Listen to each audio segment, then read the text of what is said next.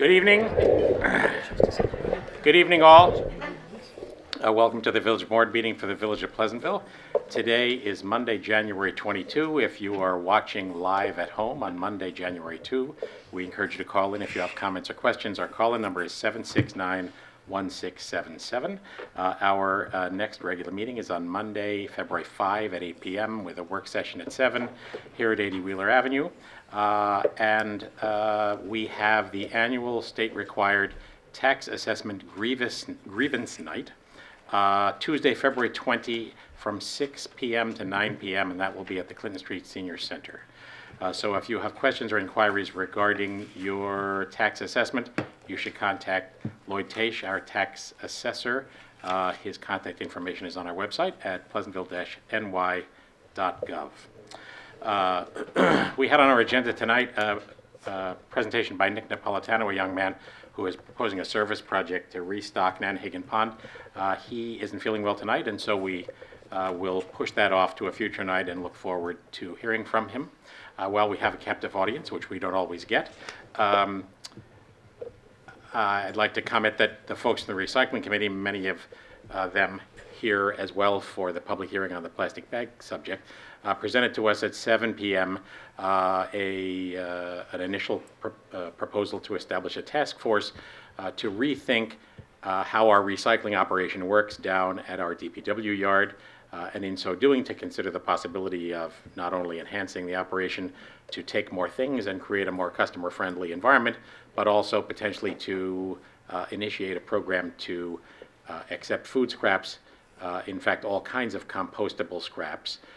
The folks down in Scarsdale are ahead of us on this front. Noreen comments that Bedford has just started, I think maybe Mamaroneck has started, a program whereby at modest cost folks can buy from the municipality 2 bins, a small bin for countertop use and a larger bin for storage of a larger amount of compostables, and then bring it down to the DPW yard and dump it into sealed bins that are then picked up and taken away by a service provider for composting. So it's worked extraordinarily well in Scarsdale, and at last count something like 800 and some families were participating in it.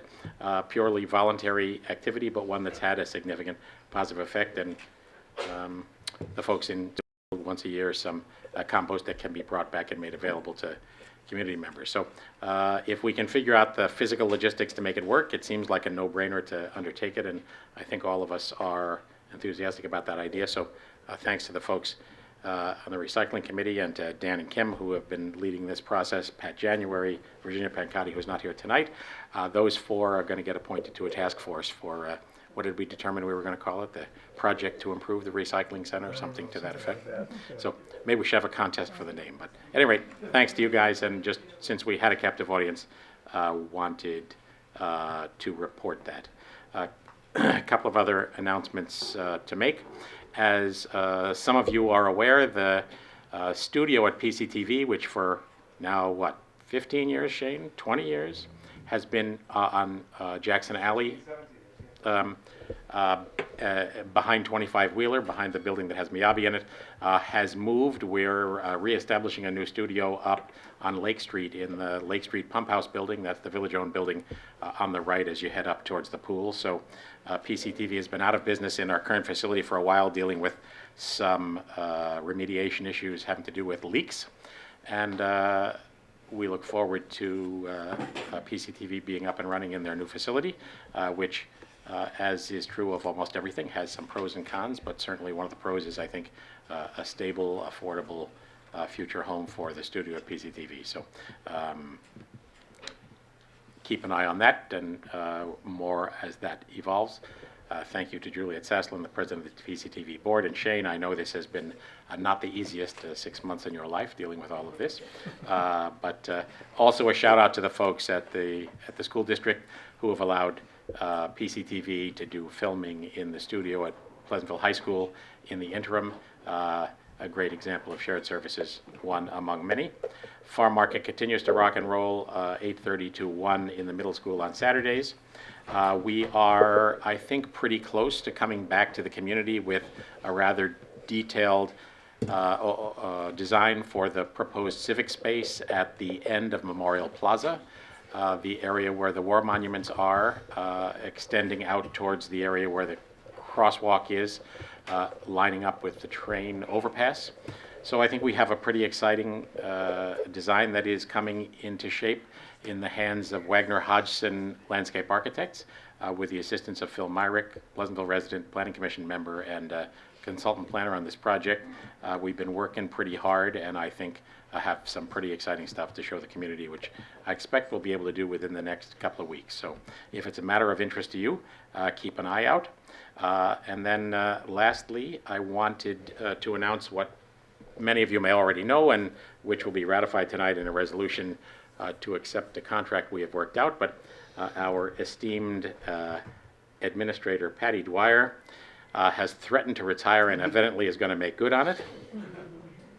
That led us to a pretty extensive process to review 20 some odd applicants and ultimately arrive at a decision. And we are going to have a resolution to ratify the contract tonight for Eric Morrissey, who will become our new village administrator upon Patty's retirement.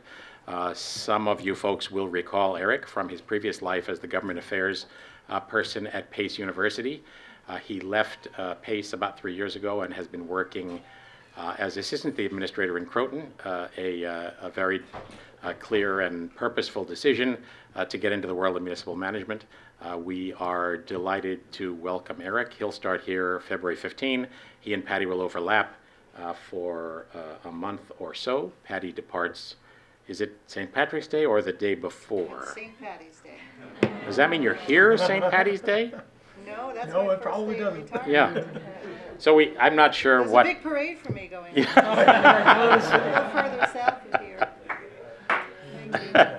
But at any rate, we'll have lots more to say about the departure of Patty and lots more to say about the roughly coincident departure of Judy Weintraub, our longstanding village clerk and keeper of the Zen of the third floor. So lots of change going on, but I am excited, and I think all of us are really, really pleased to welcome Eric into the fold.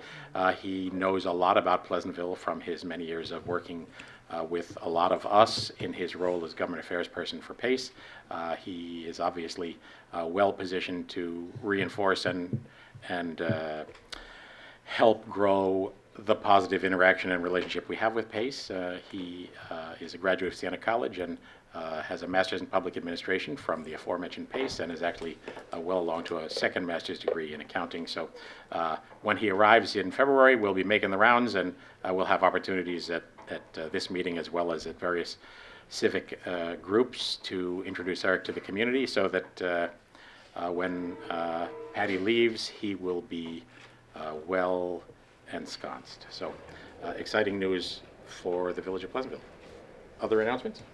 I just wanted to talk about a few things with Pleasantville Strong. Pleasantville Strong, as you know, is our community coalition that's looking to reduce and or eliminate substance use and abuse by our youth. Saturday, we had a very successful youth mental health first aid class that was held at the library, which is sort of CPR for youth who are in crisis. And on the 3rd, which is a Saturday, February 3rd, at the library, we're going to have a hidden in plain sight mock teen pet bedroom. And it's a bedroom that's set up and shows you all the places that your kids figure out where to hide booze and pills and all sorts of other things. It's a great thing to come by and see. You can just come in and check it out. It'll be at the library. And then on the 15th, we have a free Narcan training. Narcan is the drug that you could administer to somebody who's having an overdose with an opiate, and it will save their life. So anybody who's interested, you can go to our website, which is pleasantvillestrong.org. Thank you. Anything else? All right, so the first item on our regular agenda tonight is a public hearing on the subject of a retail checkout bag ordinance. Is there a motion to open the public hearing on a local law to amend the village code to add a section called retail checkout bag ordinance? So moved. Second? Second. All in favor? Aye. Aye. Welcome to the public hearing. A couple of things to note. The text of the proposed legislation is on the website at pleasantville-ny.gov. It was put together by the folks on the recycling committee, along with some other folks who have been very much involved, and it roughly tracks the language of the Newcastle ordinance that was enacted about, a year and a half ago, something to that effect. We've had correspondence from various folks, both primarily in favor, but a number of pieces of correspondence that have been added to the record opposed. One of them is from the Food Industry Alliance, which I think is represented here tonight, and from which we may hear. One piece of data has arrived recently that none of us had before, and that is on January 13, I think it was, the New York State Plastic Bag Task Force issued a report entitled An Analysis of the Impact of Single-Use Plastic Bags. It was dated end of December of last year. Options for New York State plastic bag legislation. It's a big, long report with lots of useful information. Anyone who's interested in taking a look at that can find it at the DEC website. That's the Department of Environmental Conservation in New York. The website is dec.ny.gov. So you can take a look at all of that. I think all of us have it and have made our way through it, at least in a general way, and I would say it probably falls in the category of lots of state reports, which is, it says on the one hand you could do this, and on the other hand you could do that. So certainly a lot of useful background to address all of this, but in sum, what is proposed in the draft legislation is a ban on single-use thin film single-use plastic bags, and a fee of initially 5 cents, rising later to 10 cents on the use of paper bags, the purpose of which, as presented by the Recycling Committee, is to significantly incentivize the use of reusable bags and to reduce the amount of plastic bags that are both used, wasted, thrown away, drift around in trees and water bodies, etc. So we are here tonight to hear comments on all sides, and I invite anyone who would like to speak, come on up. We need your name and address for the record, and are happy to stay here as long as anyone has anything to say, but would like everyone to get a chance before anybody comes up a second time. So are there speakers on this subject, pro or con? Can I just add, Peter, that there's also the possibility of a fee for a thicker plastic Yes, please. reusable bag Right. as well? Okay. Is that you, Andrea? Are you threatening to be the first? I guess this is what's happening. Headline news. There's seats up in the jury box. Andrea, before you start, there are some There's seats seats in up the in the front jury box. row, Can and we- there are seats over here for those who If you sit in the jury Don't- box, we won't don't be call on shy, you we any won't more bite. or less. Although it may feel a little prominent, they're much better chairs. yeah, much more comfortable. Yeah. Edwin's gonna go first. Okay. Icebreaker. Hi, everybody. Name and address if you would, sir, even That's though we right, know. Edwin Kuo, 44 Orchard Street. Thank you. I'm Edwin Kuo. I am the co-chair of Pleasantville Recycles. We are a village resident committee that focuses on reuse recycling initiatives, and we look to be a resource and a catalyst for sustainability conversations and initiatives here in Pleasantville. Danielle Barry-Gass, sitting over here, is the other co-chair. And I just want to sort of set a little baseline of the conversation around the reusable bag initiative. This process started about 4 years ago, actually a little bit more than 4 years. It's gone on a long time. I really need that. People can't hear me. Oh, Television. I can talk louder and they can hear me there. And it's really amazing to see a lot of people here to have this conversation with us today. And I'm proud of everybody from Pleasantville Recycles that have really worked hard over the last 4.5 years on this. Andrea Garbarini, Danielle Barry-Gass, Linda Shankman, and Ryan Lambert, who are not here today. We've all, and there's a lot of other people on Pleasantville Recycles have really contributed to this, to get us to this point. Over 40 countries have some sort of single bag restriction. and around the country, around the United States, including states. There's about 123 cities and communities in the U.S. that have some sort of fee or restriction placed on single-use plastic bags. There's 11 in New York State. There's a lot of reports and pieces of information on plastic bags, on plastic, on use, life cycle. Over the last 4.5 years, I've read most of them. Each report presents a different side, a different angle on what you should do with the bag. Should you place a fee in it? What kind of life cycle are we looking at? What kind of materials are they? What kind of plastics are they being used? It's all out there. It's all fantastic information.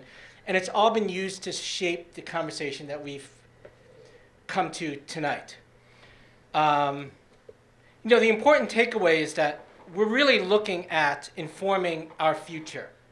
And what that means is we're here to provide a greater world and life for our children and future generations. So whatever decision was made, we've taken the amount of information that's out there to really look at what's best for the next generation.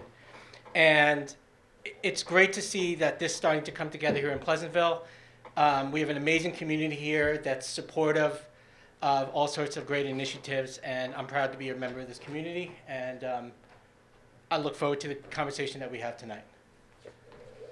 Thank you.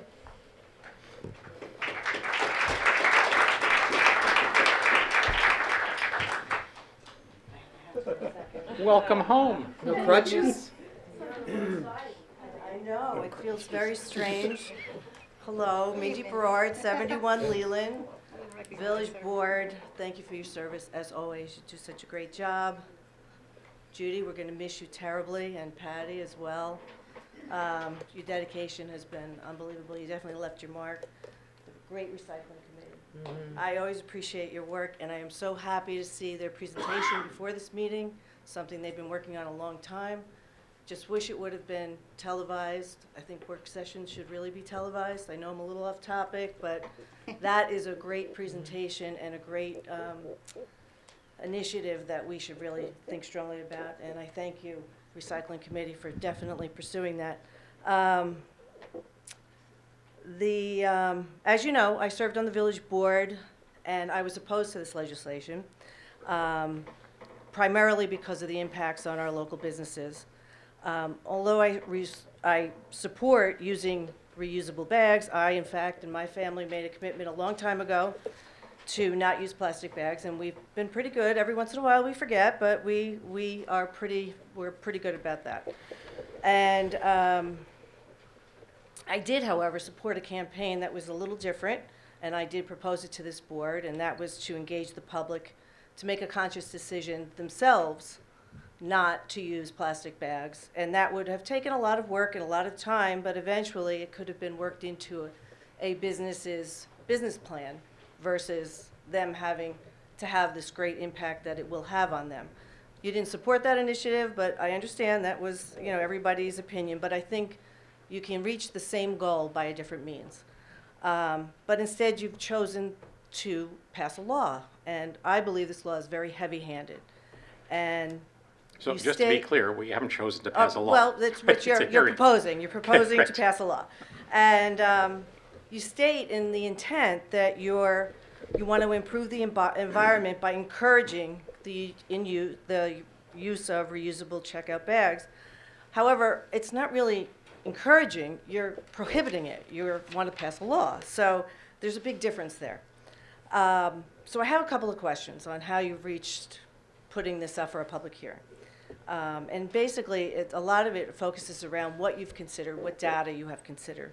Mayor, you stated in a newspaper article, and I think it's in the law as well, that other municipalities and other states have similar laws, and that it has resulted in significant reductions in the use of single-use carry-out bags. Well, of course, because if they're banned, it's going to reduce the use of them.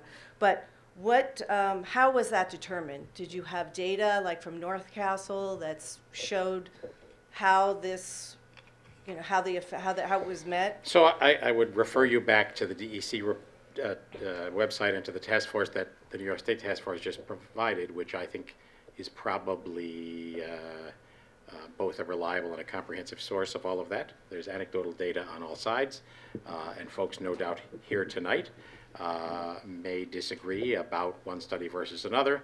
The overarching point that we have considered is the desire to reduce the use of single-use bags, to enhance and encourage the use of reusable bags, and the question is how to do that. There are, I think, 7 different options described in the DEC report, but I've read the Happy to hear DEC you. report, but it doesn't give you, if I was sitting in your seat and Newcastle said to me, we've seen a significant reduction in the use, and well, how did you come to that? How did you see that? What data So- was given to you for you to analyze that? so I'm happy to engage that. I don't want to turn this into I mean, what we're really here to hear is what everybody thinks, and what you think is you're not certain we have enough data to take. No, the I just position want we to take. know what data you use to So, reach I mean, we to reach a certainly- decision, there- or what are you going to use There to has reach a been decision? plenty of exchange with Newcastle, as an example, about how it's all worked.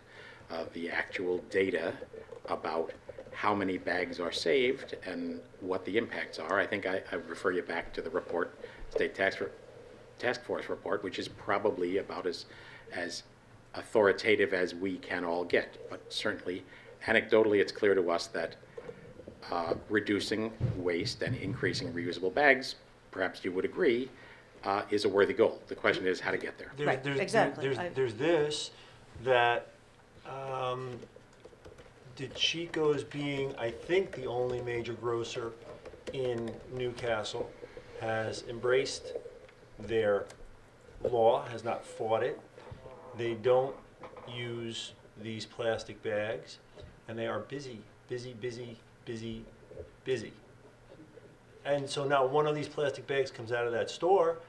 I couldn't give you the numbers on how many bags they're not giving out as opposed to another store that used to be there, I think it was an A&P, and how many they gave out. I couldn't give you those numbers, but it doesn't seem to be hurting their business, and they're not using any of these bags. So the number is 0 because Well, they're handing out none of those DeChico, bags. that's probably one of the only DeChicos, but the DeChico bag that they use in North Castle is a bag that has been, Oh, a bag okay. that, But you it's- asked, So, The you asked for objective data, is, that's the data I'm that just, I'm I looking just at, want you to know? know if you can't give me you're quoting that it's made a significant impact on that business. I want to know how you measure that. So how are you going to measure that? can I say, I mean, all these are worthy questions, and I totally get that, but our job here in the context of a public hearing is to hear what folks are concerned about, what they think, and hear questions like this. I don't think we can afford to get Okay, into if you don't every want, question. if you don't have an answer, I just, So, it's I mean, I definitely have plenty I something- could say about it, I'm just not sure this is the right forum. I'm happy to engage you in a public forum about it. Well, but, you know. it does make a big difference because one of the big things here is the impact on your businesses. So I want to know how that's going to be measured for our businesses here in the village. So Okay. besides Key Food, what other businesses will be impacted by I'm this not law? sure I totally understand your question. Your question is how How are you mu- going to measure the effectiveness of a law? If you pass a Oh, on a law, business. how are you on the businesses? So besides Key Food, what other businesses in Pleasantville will be impacted? Any business that provides bags to its customers would be affected.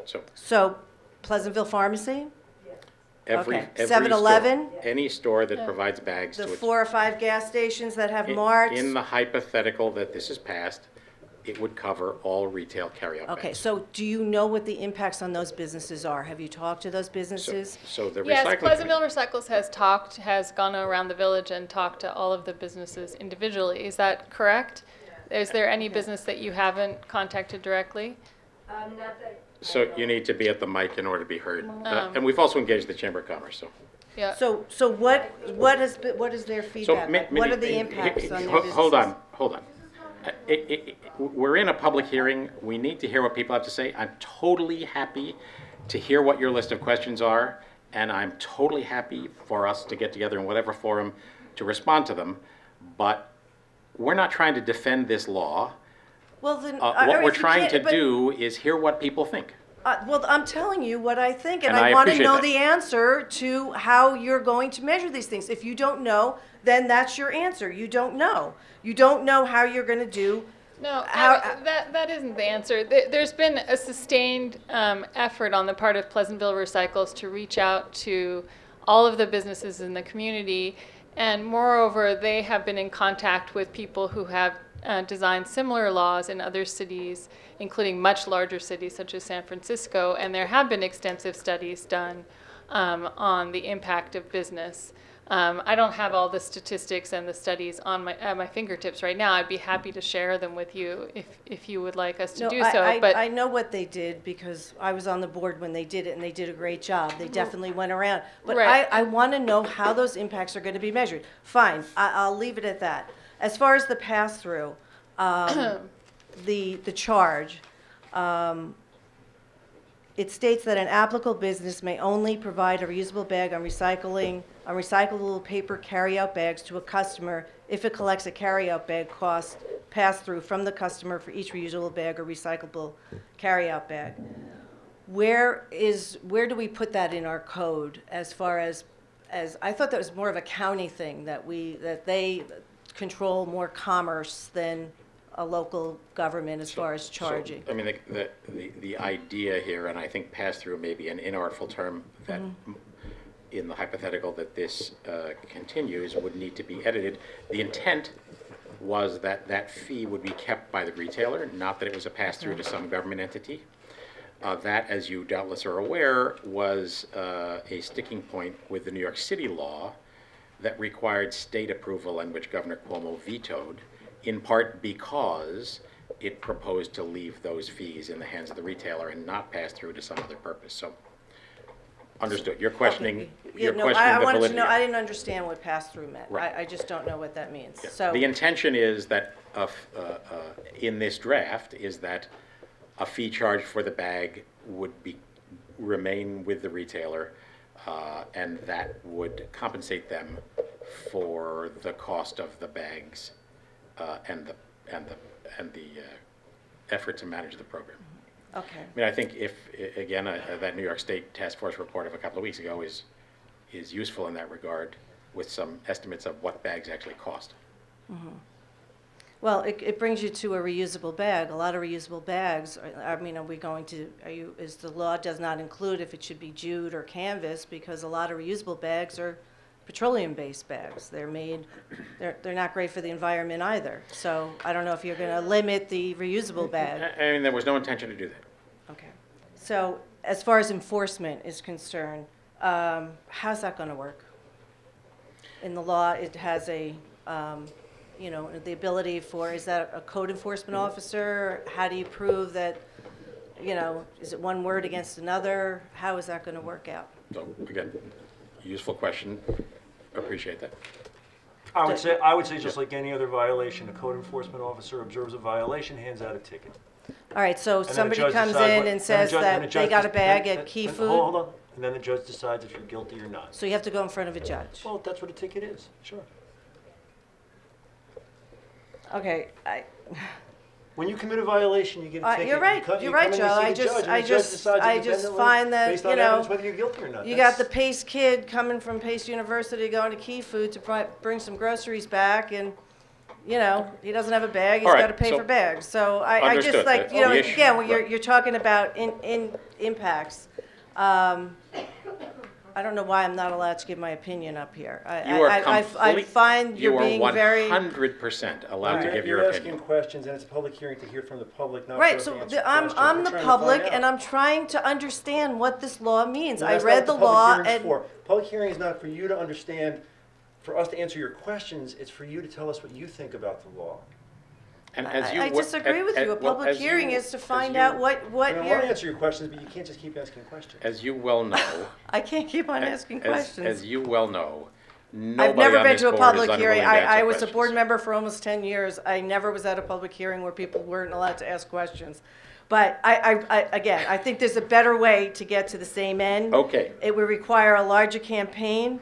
And the people of Pleasantville have been, a great community, and I trust them to do the right thing. And I think that if you rally them around a good cause, which this is, I'm not arguing that, but there was a very interesting article in the Wall Street Journal that challenged the California laws and the unintended consequences. And one of the things it said was that California has become a place where pot is legal and plastic bags are contraband. And I hope we're not headed in that direction. I just hope that we're headed in the direction where, all right, but we can make pot legal too. I mean, if that's what everybody wants. But I just truly think, I truly think there's a better place, better way to get to the same end thing. Thank you, Mindy. Thank you. Right. Thank you. Yes, sir. Hi, my name is Steve Wolk. I'm actually from Newcastle. I'm the chairman of the Sustainability Advisory Board, and if it's okay with you, I'd like to mention a couple of things, and perhaps even respond to a couple of things that I just heard, if that's all right. Please do. If I told you that not all the stores, but just the Chico's, was saving 12,000 bags a year, would that be a pretty big number? Now, if I told you it was 12,000 bags a month that they were saving, is that a pretty big number? Yeah. So 12,000 bags a week is what they're saving. 12,000 bags a week the Chico's is saving.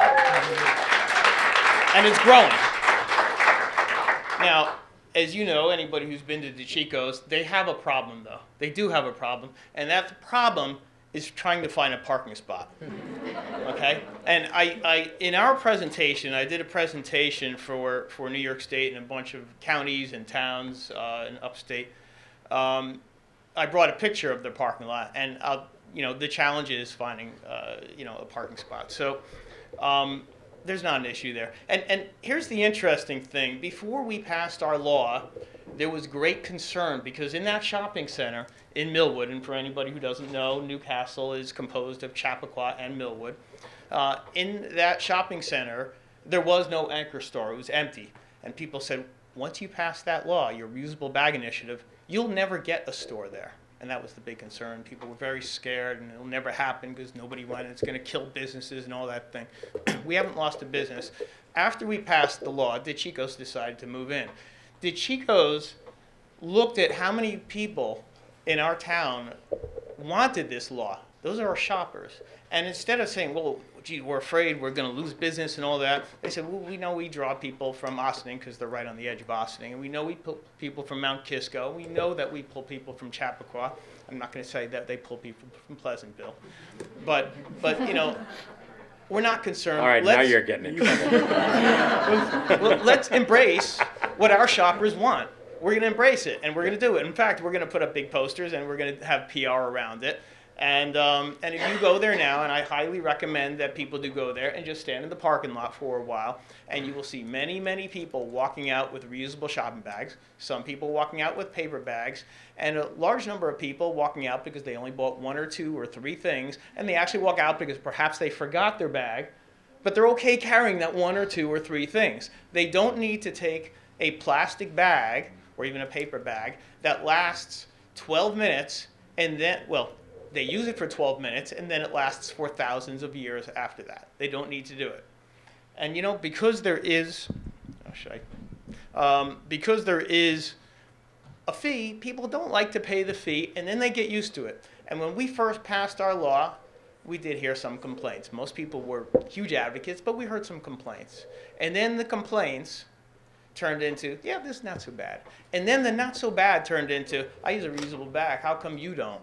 And you know what? Newcastle uses reusable bags. We don't have any plastic. And then we heard from realtors, when they bring new people into the town, they particularly like Newcastle. And I'm not trying to one-up you because I'm hoping you one-up us and do an even better job. But they come there, and these new people, and they said particularly younger people, and what they mean by that is people under 35, take a look at go around town, they look at the farmer's market, and they go to the stores and things like that, and they say to the realtors, we really like the idea that there is no plastic bags here. You guys are really environmental. This is the kind of town that we want to go to. We couldn't do this from New York City. And as you know, a lot of people, as their apartments get too small, they have kids, they move out to Pleasantville and Newcastle and places like that. So we're increasing the value of our town. we're helping our residents in that way. That's not something that we expected to do, but we are doing it. So we haven't lost any stores. Our stores are doing fine. Our biggest challenge is, if you've been downtown, is that we're redoing our streets and things like that. That's the challenge for the stores, not the bags. The bags are fine, and people are used to it, and in fact, they're very proud of it now. Now, there was a point brought up, there's a better way of doing it. There's another way. Why don't we just convince the stores to do it on their own? That would be really great if we could do that. We wanted to do that. It'd be really great if we could convince people and not create a law around texting and driving, right? If people would just stop texting and driving, we don't have to create a law. That'd be really good, but it just didn't work. It would be really good if we could just get clean water without having clean water laws. But, unfortunately, that doesn't happen. And I wish everybody would just put their seatbelts on by themselves without there being a law. But you know what? That didn't happen either. I wish it would happen that we could all do this stuff on our own, but it's not real. Climate change is an existential threat, not probably for the people my age, but certainly for our children and our grandchildren. This has to be done. It has to be done now. And I commend you for holding this public hearing, for the amazing job that your recycling committee did, and perhaps even more so for all the residents who supported the recycling committee. These are the people who want to go to your stores, who want to go to Key Foods and other stores around here, and they want what they want, which is we want to be more environmental. So I thank you for your time, and I'd be happy to answer anybody's questions now or certainly in the hallway or whenever. So that's probably best done informally, or if you want to come up after others quote it. Thank you.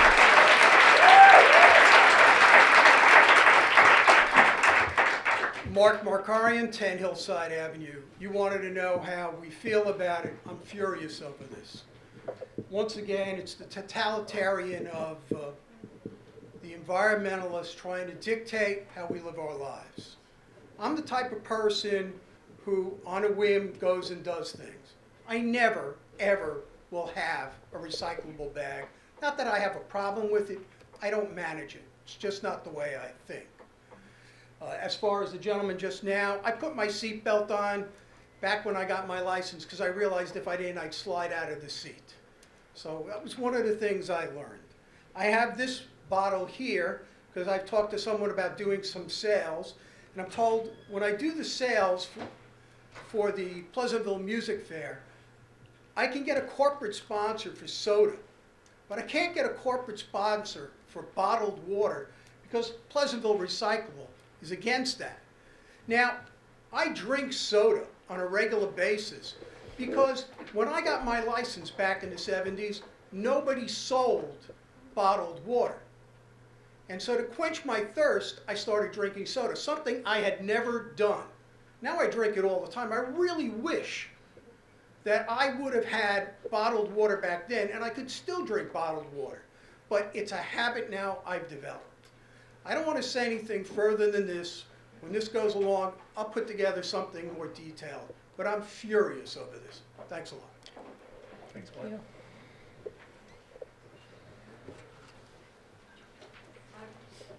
Hi. My name is Costanza Zordan. I'm from Hastings, where we implemented the ban 2 years ago, I think. It was beginning of the 2015, already 3 years. The Conservation Commission, I live, 1 Zinsser Way, Hastings-on-Hudson. I'm part of the Conservation Commission of my village, and 5 years ago, the Conservation Commission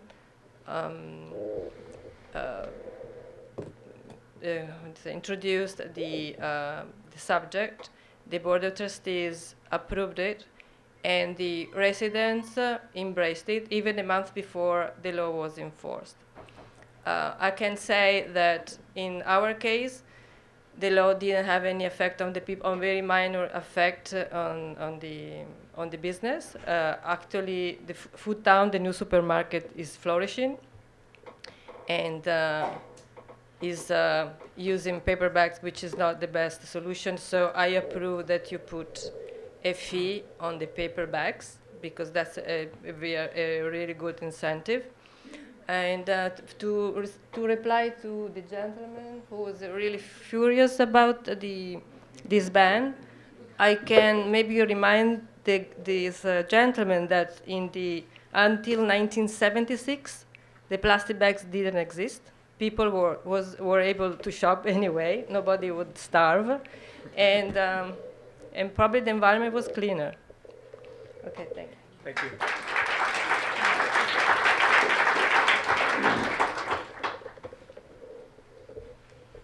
Hello, Helen Mura, 3 Hayes Hill Road. I do think that the time has come for us to pay attention to the environment we live in. We were very lucky to see a film last week called A Plastic Ocean, and in it there were some very disturbing facts, including, just to keep this brief, how sea creatures, fish, ingest pieces of plastic from the ocean, and these come from any size, from bottle caps down to nano scale plastics.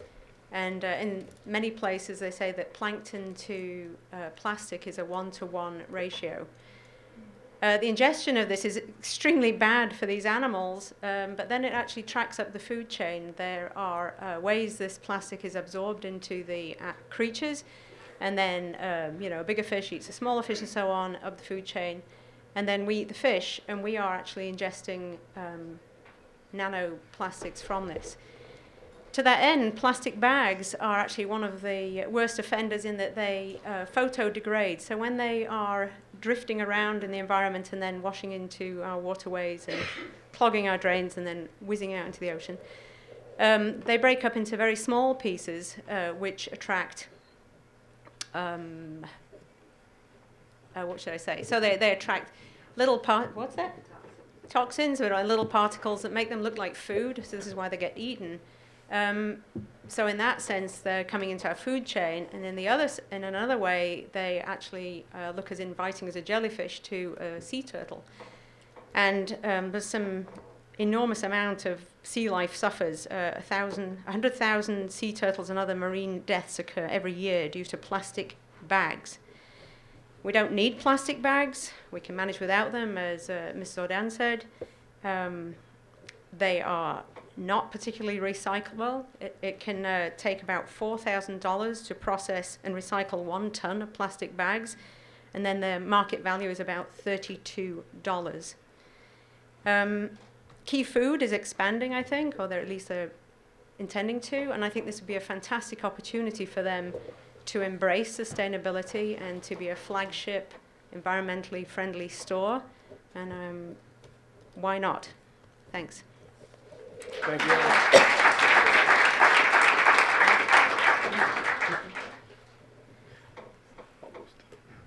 Good evening, Stephen Cavey. I'm the chairman of the Town of Mount Pleasant Conservation Advisory Council, and I just want to very briefly say that I support this plastic bag law.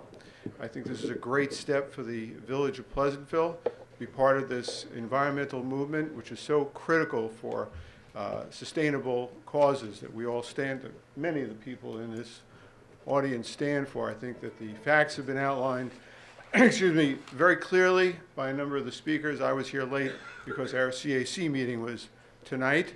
But what I am mostly interested in is saying that when the village of Pleasantville passes a law like this, and various other neighboring municipalities pass these laws and create these codes, that there becomes a tipping point where at a certain point everybody starts to understand that these are possibilities, and the entire county can turn around and it can become a county-wide system by which this ridiculous use of plastic bags becomes a thing of the past. And so I welcome the village of Pleasantville into this process, and I hope that in passing this law that we can then bring this forward, and that the town of Mount Pleasant as an entirety, which I'm sure, as you know, you were part of the town of Mount Pleasant, that the entire town of Mount Pleasant might consider this as well as all the neighboring municipalities join into it. Thank you.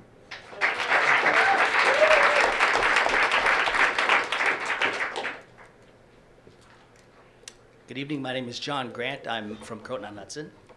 I represent the Croton Climate Initiative, and we also are working on a on a reusable bag initiative, thanks to Stephen Wolk giving us sound advice.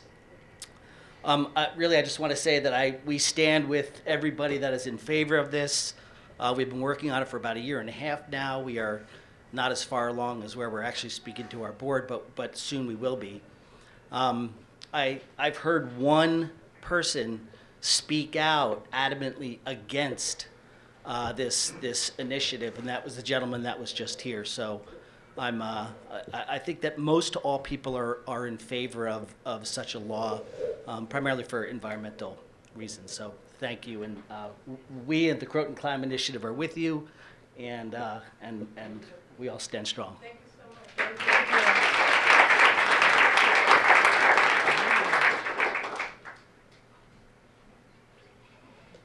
It's a show of force. Hello. Do we have to say our address too? You do. Okay. Yeah, we Sophie already know where you live, don't worry. Sophie Raffley, 587 Manville Road. Chiara Vedavino, 99 Bedford Road. Alexa Petnati, 5 New Street. Okay. We are representatives of Girl Scout Troop 3011 that's based here in Pleasantville, and we are also members of the generation that will have to live in a world full of plastic. We're here tonight because we've been working alongside Pleasantville Recycles to encourage the use of single-use plastic bags. As Girl Scouts, we're told to Discourage. discourage, sorry. Sorry, discourage the use of single-use plastic bags. Encourage the use of reusable bags. As Girl Scouts, we're always taught that we have to protect not only the environment, but the people who live in it, which is us and all the people around us. And even here in Pleasantville, we could feel the dangers of the use of plastic bags, as the people who have spoken before us have stated, how it's entering our waterways and moving up the food chain into the food we eat. And I know that all of us and most of the people in our school don't want to be eating that food or living in such an environment where there's plastic bags everywhere. And on this poster that we have here for you tonight are pictures that we took when walking around Pleasantville, and the poster in the middle, I know it's kind of a small picture, was done by a student who used to go to Pleasantville, and she walked around Pleasantville for Carrie Chapman for 2 hours. One camera, 2 hours, 60. Yeah, 1 camera, 2 hours, and she took pictures of over 60 plastic bags.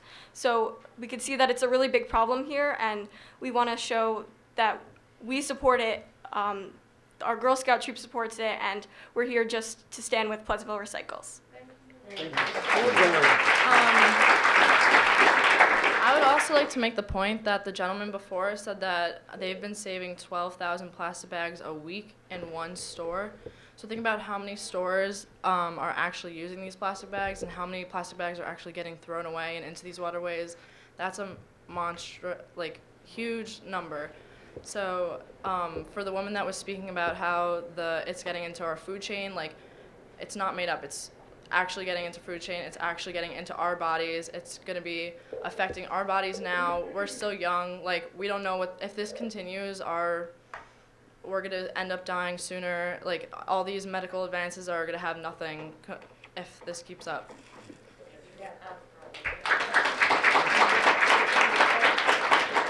Thank you. All right, thank you. Thank you, guys. Thank you. Come back in 10 years and see who's on the village board. It will be them, probably. Hi, I'm Sharon Evertick, 62 Hayes Hill Road. I walked down here tonight. I saw 3 bags on the sidewalk. I could have probably found more if it were light out, but I really didn't want to find any more. But it's just 3 is too many. We don't need to see any on our sidewalks. I did not pick them up. I'll get them on the way home. One of the questions that always comes up when the world without plastic bags is presented as a possibility for people is, I have a dog. How am I going to clean up after my dog? And I have a cat, and how am I going to clean up after my cat? Okay, so I have a dog. I have 2 cats. I haven't used plastic bags in a store in years. It's really not that hard, okay? It really isn't. All you have to do is look for the bags. They're all around us. They come to us. You buy a loaf of bread, there's a plastic bag. You buy a shirt, there's a plastic bag. Your friends down the street might get a newspaper delivered. You call your friend, say, I need plastic bags. She gives you 37 million plastic bags. It's not a problem. It will not be a problem. I promise you. Also, the community, if some people need plastic bags, other people can donate them. You know, maybe Pleasantville Recycles can help facilitate this. We all want to make this work, and that's a really pragmatic question that comes up all the time. It really doesn't ever need to come up again, okay? I promise. And then I just wanted to say one other thing, which is that honestly, if Chappaqua can do this, we can do it too, guys. That's it. Thank you. Thank you, sir.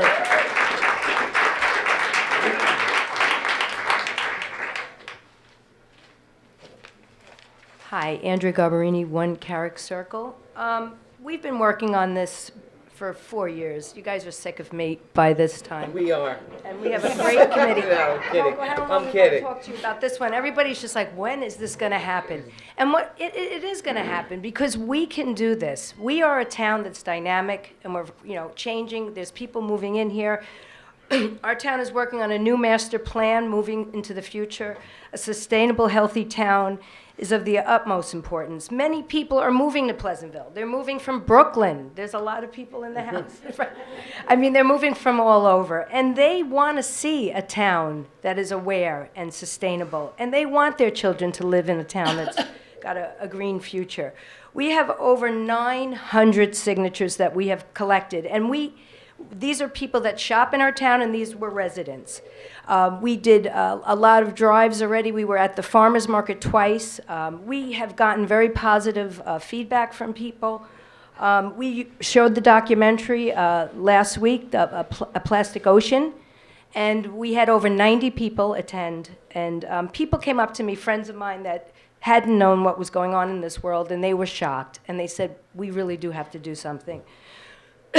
We're committed to an education plan that encourages a behavioral shift on how we shop. We can do this, guys. I mean, I was in Rwanda 7 years ago, and they had no plastic bags in Rwanda. It's a very poor country, and they said, no more. We can't, it gets into the waterways, it clogs the drains. There are over 40 countries that have already adopted the plan. There has been successes through the U.S. Many municipalities have done it. This is a movement. This isn't and this isn't about what we shouldn't do or what you can't do. This is what we can do, and it's really exciting. I mean, we can be the change that needs to be seen for our young people. The recycling industry is not always the answer. Right now, China has put up what they call a green wall. They're refusing recycling products from our country and many other countries. Edwin, you know about the article that goes into detail about this. China is no longer taking products because they can't handle it anymore. So the recycling industry is changing, and it's not really the answer. It's not about, the 4 R's, is always, the first one should be refuse. We really need to stop. We need to stop with water bottles, we need to stop with the plastics, and we can do this. We can do this. We can do the issue of people going to other stores because Key Food is not going to have plastic is not true. People go to Mrs. Green's all the time. They go to Trader Joe's. They go to Whole Foods. They shop at Sam's Club and Costco, and people survive. I have never seen anybody fall on the floor crying hysterically because they didn't get the bag. It works. People are not going to go to Key Foods for many other reasons. They don't go to Key Foods for many other reasons. And I know Key Foods, I know you're going to, you're putting a lot of money into your stores, and we're very excited by this. And this could be a great time to push through an effort, a green effort, and get people on board. I mean, this is going to be great. And lastly, we have the responsibility to be good stewards to our planet and future generations. We're leaving our children a mess. Plastic, it doesn't go away. It spoils our groundwater. It's poisoning our food chains. It piles up in the environment. It affects human health, threatens wildlife, and plastic costs billions to get rid of. So let's do the 4 R's, which is refuse, reduce, reuse, and recycle. And I just want to leave you with a quote. And rethink. 5. The quote I want to leave you with is by Carl Sagan. Anything else you're interested in is not going to happen if you can't breathe the air and drink the water. Don't sit this one out. Do something. And we're doing something.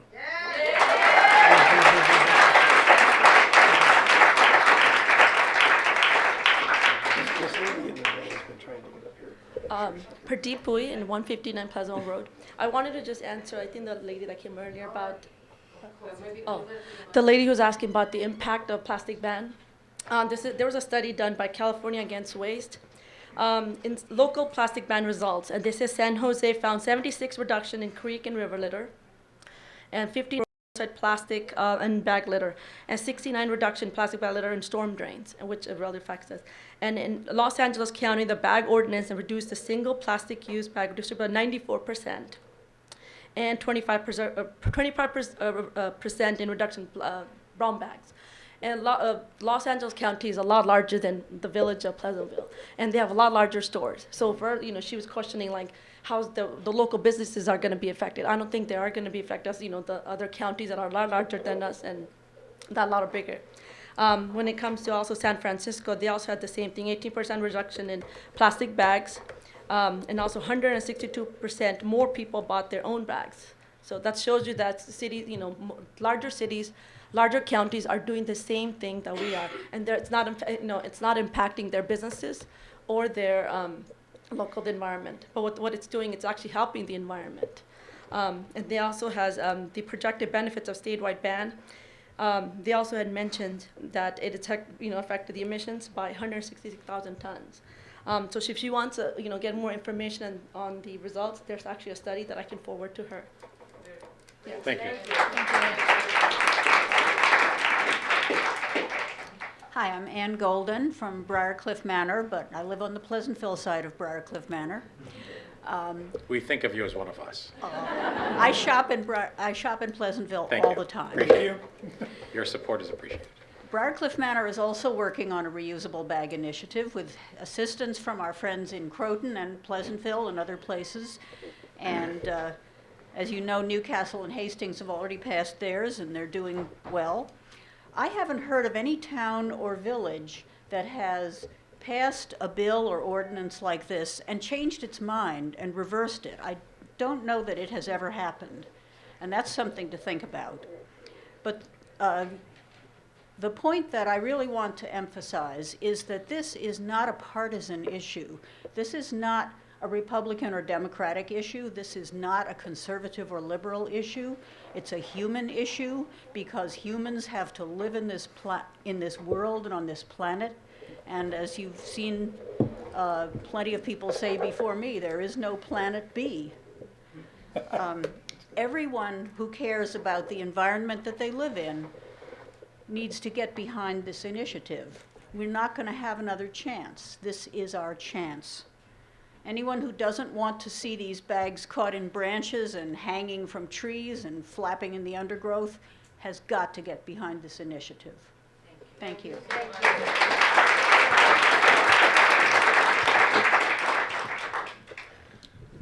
Greetings, my name is Bruce Figler. I live at 15 The Glen. I have a business right here on Wheeler Avenue called Creative Soundworks. I've been here for 15, 16 years now. So a couple of things. First of all, my wife has been using recycled bags and cloth bags for about 3 years now, and she's really, really good at it. I'm not so good. She sends me out to the stores. I always forget, and I'm looking forward to the day where I have to remember, where I'm forced to do that. And it doesn't bother me at all, even though that my memory is not so good. But I will tell you this, that probably 75 years ago, if you were over 50 years old, and there's probably a bunch of you in this room, you would have been considered ancient. You're on your way out. And nowadays, 50 is nothing. And you know why? It's because we've made the world a safer, environmentally friendly place, or friendlier place, and there's still ways to go. My final thought on this is one of the great things about Pleasantville is that it is exceptional. From the Burns, to the restaurants, to the downtown, to the high school football team, to the farmers market, the music festival. All of these things are things that make Pleasantville exceptional. And this is just one more exceptional thing we should keep on doing. Thank you. So I'm just guessing. Jay, you're next. Hi, Henry Leva, 385 Bedford Road. I just wanted to say I am very much for it. I did have a question. Would the ban affect the farmers market? Because I always have found that kind of an odd sight to see all that great produce and all that wonderful stuff. So and put into the way it's plastic written bags. now, produce bags, like the bags you would put your lettuce in or something, are not covered, nor are bags at the deli or something like that, cold cut bags. But carryout bags are affected, and the farm market, we have a letter from the farm market supporting this. Great. Awesome. Well, I support the bill. Okay. But that's not, those vegetable bags and so on, that's not an exemption for the farmer's market. That's true for any market. Those thin produce bags are still okay. Right. Hi, everybody. I'm Christy Sturgis. I live at 174 Broadway. I am very much in favor of this. I, too, have 2 dogs. Most of you have seen me getting, who's walking whom, the dog's walking me or me walking them. The best kind of bags to put that in, though, are the kind that do disintegrate. But it is a way to use the vegetable bags on other things because there are, as other people have said, there are plenty of eggs out there, and if everybody recycles what does have to be out there, you can use them for your dogs, which I do. And I pick them up on the street and then can use them up for the dogs anyway. The other thing I wanted to just say is I'm a realtor. I've been here for 25 years in Pleasantville, but I do work in Chappaqua. I do go to those stores. You run over to the Rite Aid and you buy whatever you're going to buy, and you don't have a bag, you stuff it in your purse, or you bring a bag in. It does work. People are not unhappy about it over there. I was glad to hear all the facts about it as well. The other thing I wanted to say, I've been using recycled bags for the last, 3-4 years. My hint or my piece of advice to people is put them in every car. Put them in the trunk of your car. Put them in the glove box. Carry one folded up really small in your purse. Just have them with you, and then you can use them. And if somebody says, oh my God, I forgot mine, you could say, oh, I have some, and we can share them too. So there's a way, when you believe in the process, there's a way to help other people out and to have one with you wherever you go.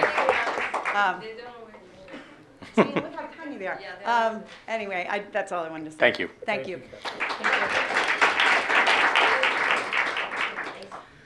David Juros, 38 Brook Manor. I'm here representing the Pleasantville Community Garden.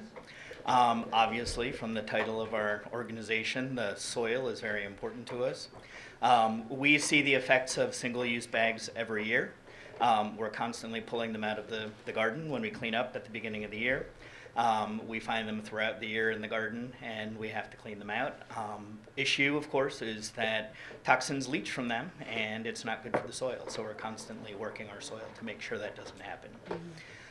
As we've learned through our organization, big problems require small solutions. Take a step at a time to make a big change. With this ban, I think, this proposed ban, we have the opportunity to make a step towards a big change, and being able to do that in the town of Pleasantville, where we have been, as other people have said, very forward thinking about things, would be a great way to start that. I think everyone making a little step in the road of progress helps to get things done. Pleasantville Community Garden is not going to solve hunger, but we're making a dent in it. By making this ban, by getting rid of the single-use bags, we can have the same effect in the bigger community that we're part of, and hopefully get the same thing done in other towns and communities across Westchester, and hopefully Westchester County and the state of New York someday. So we wholeheartedly support, and thank you for giving us a voice. Thanks, Hi everyone. I want to mention 3 things. My name is Filipina. I'm in Bedford, Westchester. Hi. So I lived most of my life in the Netherlands, where we've had this discussion like more than 20 years ago. Right.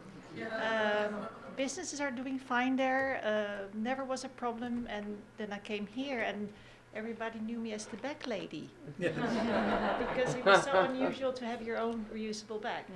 Anyway, I want to say also that we're working hard in Bedford, and Pound Ridge and Lewisboro have been asking us to participate, so that's another 2 municipalities, and we're doing it with Mount Kisco's, so I think we are getting somewhere. Yeah. And then the last thing, something that is a sort of a side effect, about New York City, who said they couldn't do the ban, and the argumentation was that it would, give a burden to the poor people. I work for the community center of Northern Westchester, and we started a bag program.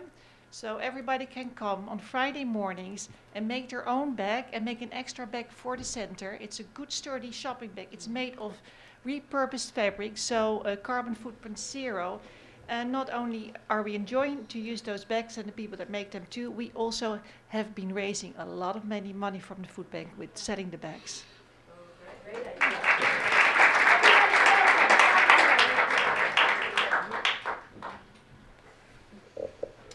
Hi, I'm Andy Ryman, 122 Sarles. So I moved here recently from Cambridge, Massachusetts, and just before I moved, they passed their plastic bag ban, and I'm very much in favor of it here as well. One thing that Cambridge did, because a common complaint was this is going to adversely impact lower income people. So the city came together and started a bag drive, because I'm sure we all have even more of these reusable bags than we could ever use. And it might be useful in addition to this that Pleasantville holds a bag drive, and those of us who have extra bags can bring them to some central location, and other people who are in need of bags can come and get them from there. And also, just a reminder, this has come up a little bit in what a few different people have said. This isn't simply an environmentalist versus everybody else issue. This is also very much an issue about community and aesthetics, and this was pointed out by several people who mentioned all the bags they walked past or picked up on their way here. And so regardless of how you feel about environmental issues, I think most of us would rather to not see these things in trees, clogging up drainage ways, sitting on the side of the road, especially once the snow melts. And so I think there's a whole suite of reasons to, in addition to environmental reasons, to support this. Thank you. Matthew Finkelstein, 11 Graminton Road. May it please the board. First, I want to tell you that I'm heartened to hear about the composting initiative. As a compost junkie, I see the value in composting and giving people that option. As far as this initiative, like one other person who spoke today, I'm furious at this initiative. I am furious that we are discussing this initiative here in Pleasantville, and it's not being discussed in the halls of Congress. That's what makes me furious. What makes me furious is that there's this gigantic pile of plastic in the ocean, and that there are people who want to give people the freedom to add to that pile without paying for its costs. Making people pay a dime or a nickel for a piece of plastic that's stronger and can be reused is a small price to pay to join the chorus of communities that have said no more. And I've got to tell you that this is a great thing that we're doing here, and I urge the board to strongly consider and pass this ban on single-use plastic. And I want to bring up one other thing that's slightly off point, but I want to say that in 2011, an agency of the federal government declared a substance a probable carcinogen, one of many that's still legal. Why is it still legal here in this village? That substance is styrofoam. And I'm telling you right now, styrofoam, you're on notice. Can I add something very, very fast about styrofoam? That we in Hastings, proudly, we banned styrofoam used in restaurants, daily in supermarkets. And actually, I was in Yonkers in a hospital, I won't say the name, the St. John's Hospital, where they are still serving food and beverages in styrofoam. In the hospital. But we banned it. Good evening. My name is Jay Peltz. I am the General Counsel and Vice President of Government Relations for the Food Industry Alliance of New York. We do government relations on behalf of grocery stores, convenience stores, and drugstores throughout the state. Rich Brogman is also here. He is an owner of the Key Food in Pleasantville.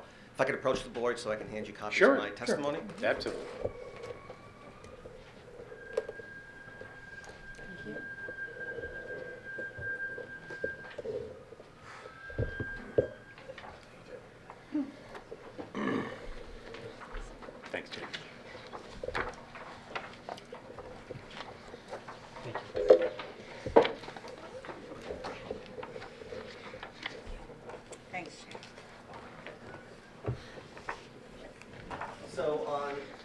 and I'll be getting into this. I sent to Judy a copy of the 119-page UK Environment Agency study regarding supermarket carrier bags. It's already been put into the public hearing record, I think, and if you could please put my testimony into the public hearing record.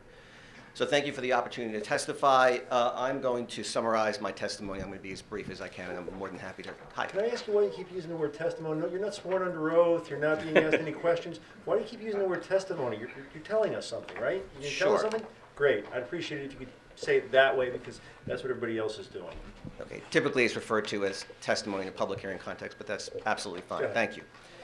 So, a prior speaker made a fascinating comment about global warming, and I wanted to read to you something from a briefing note, July 2013 briefing note from the British Columbia Environment Ministry staff. This is page 3 of my testimony.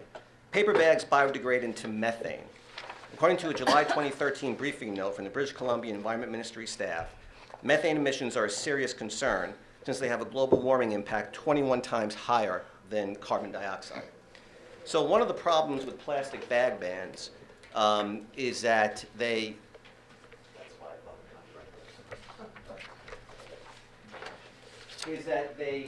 typically around the country lead to a surge in paper bag use.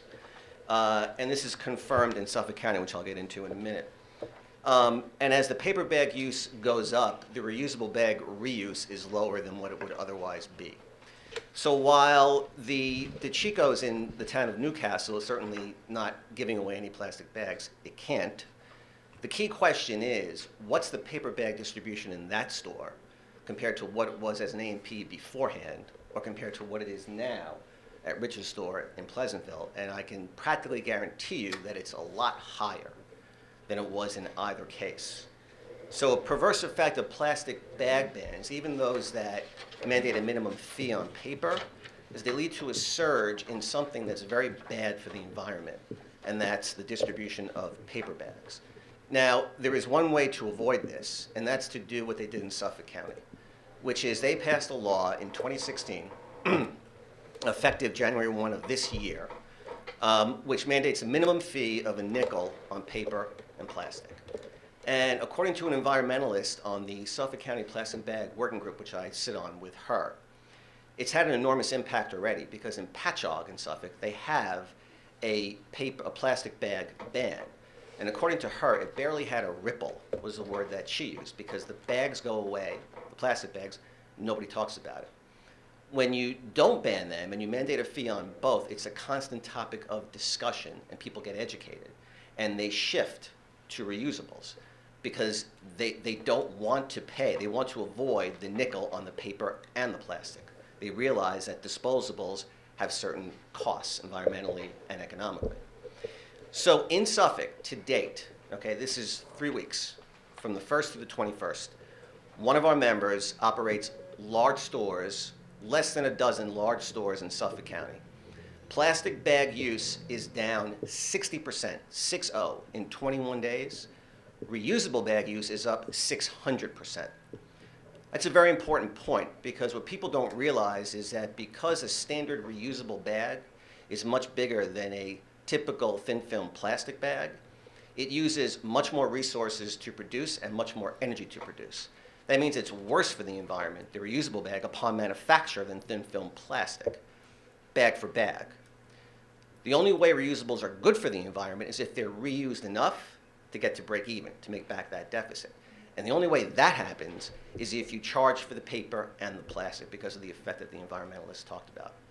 So that's the approach that, that we support. And what we would like to see the village here do is to withdraw this bill, replace it with a bill similar to the one in Suffolk. And we're happy to discuss that with you further. Now, regarding the environmental study by the UK agency, this is not an industry study. It's an agency study by an environmental agency that is pro-environment, that is not pro-business. And it's illuminating in a lot of respects. First of all, the title. The title says, Evidence, Life Cycle Assessment of Supermarket Carrier Bags, a review of the bags available in 2006. So the focus is on evidence, and when you go through the 119 pages, what you find is that it reads very differently from a typical discourse at a typical plastic bag ban hearing. It's a lot more objective.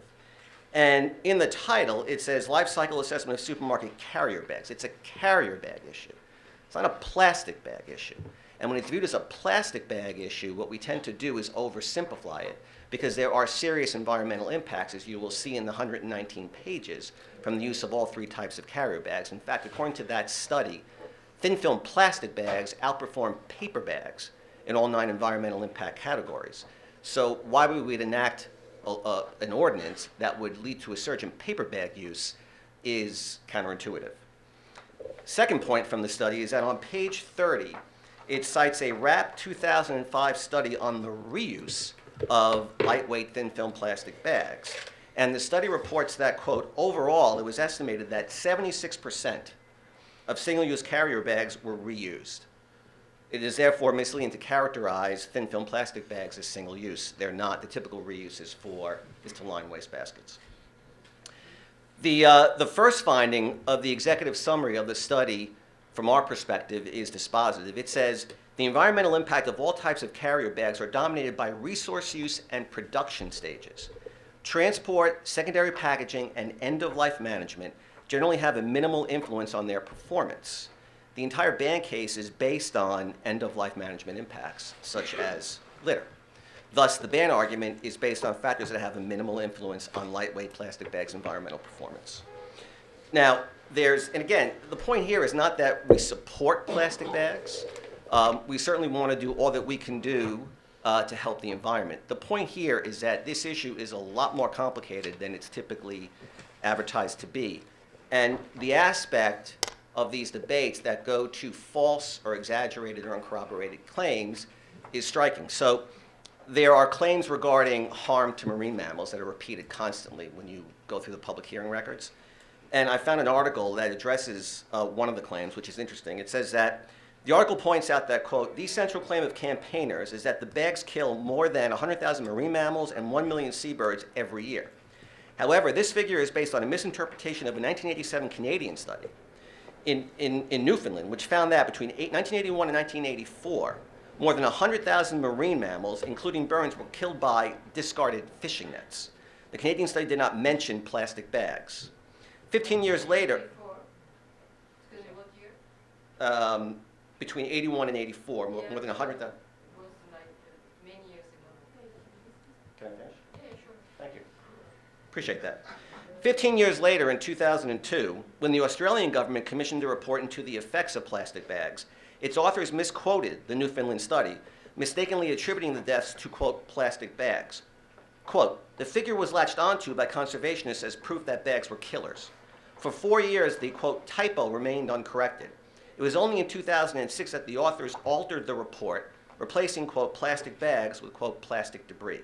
But they admitted, the actual numbers of animals killed annually by plastic bag litter is nearly impossible to determine. So again, the point is not that thin film plastic has no adverse environmental impacts. It does. The point is you'll find in those 119 pages that all 3 types of carrier bags have environmental impacts.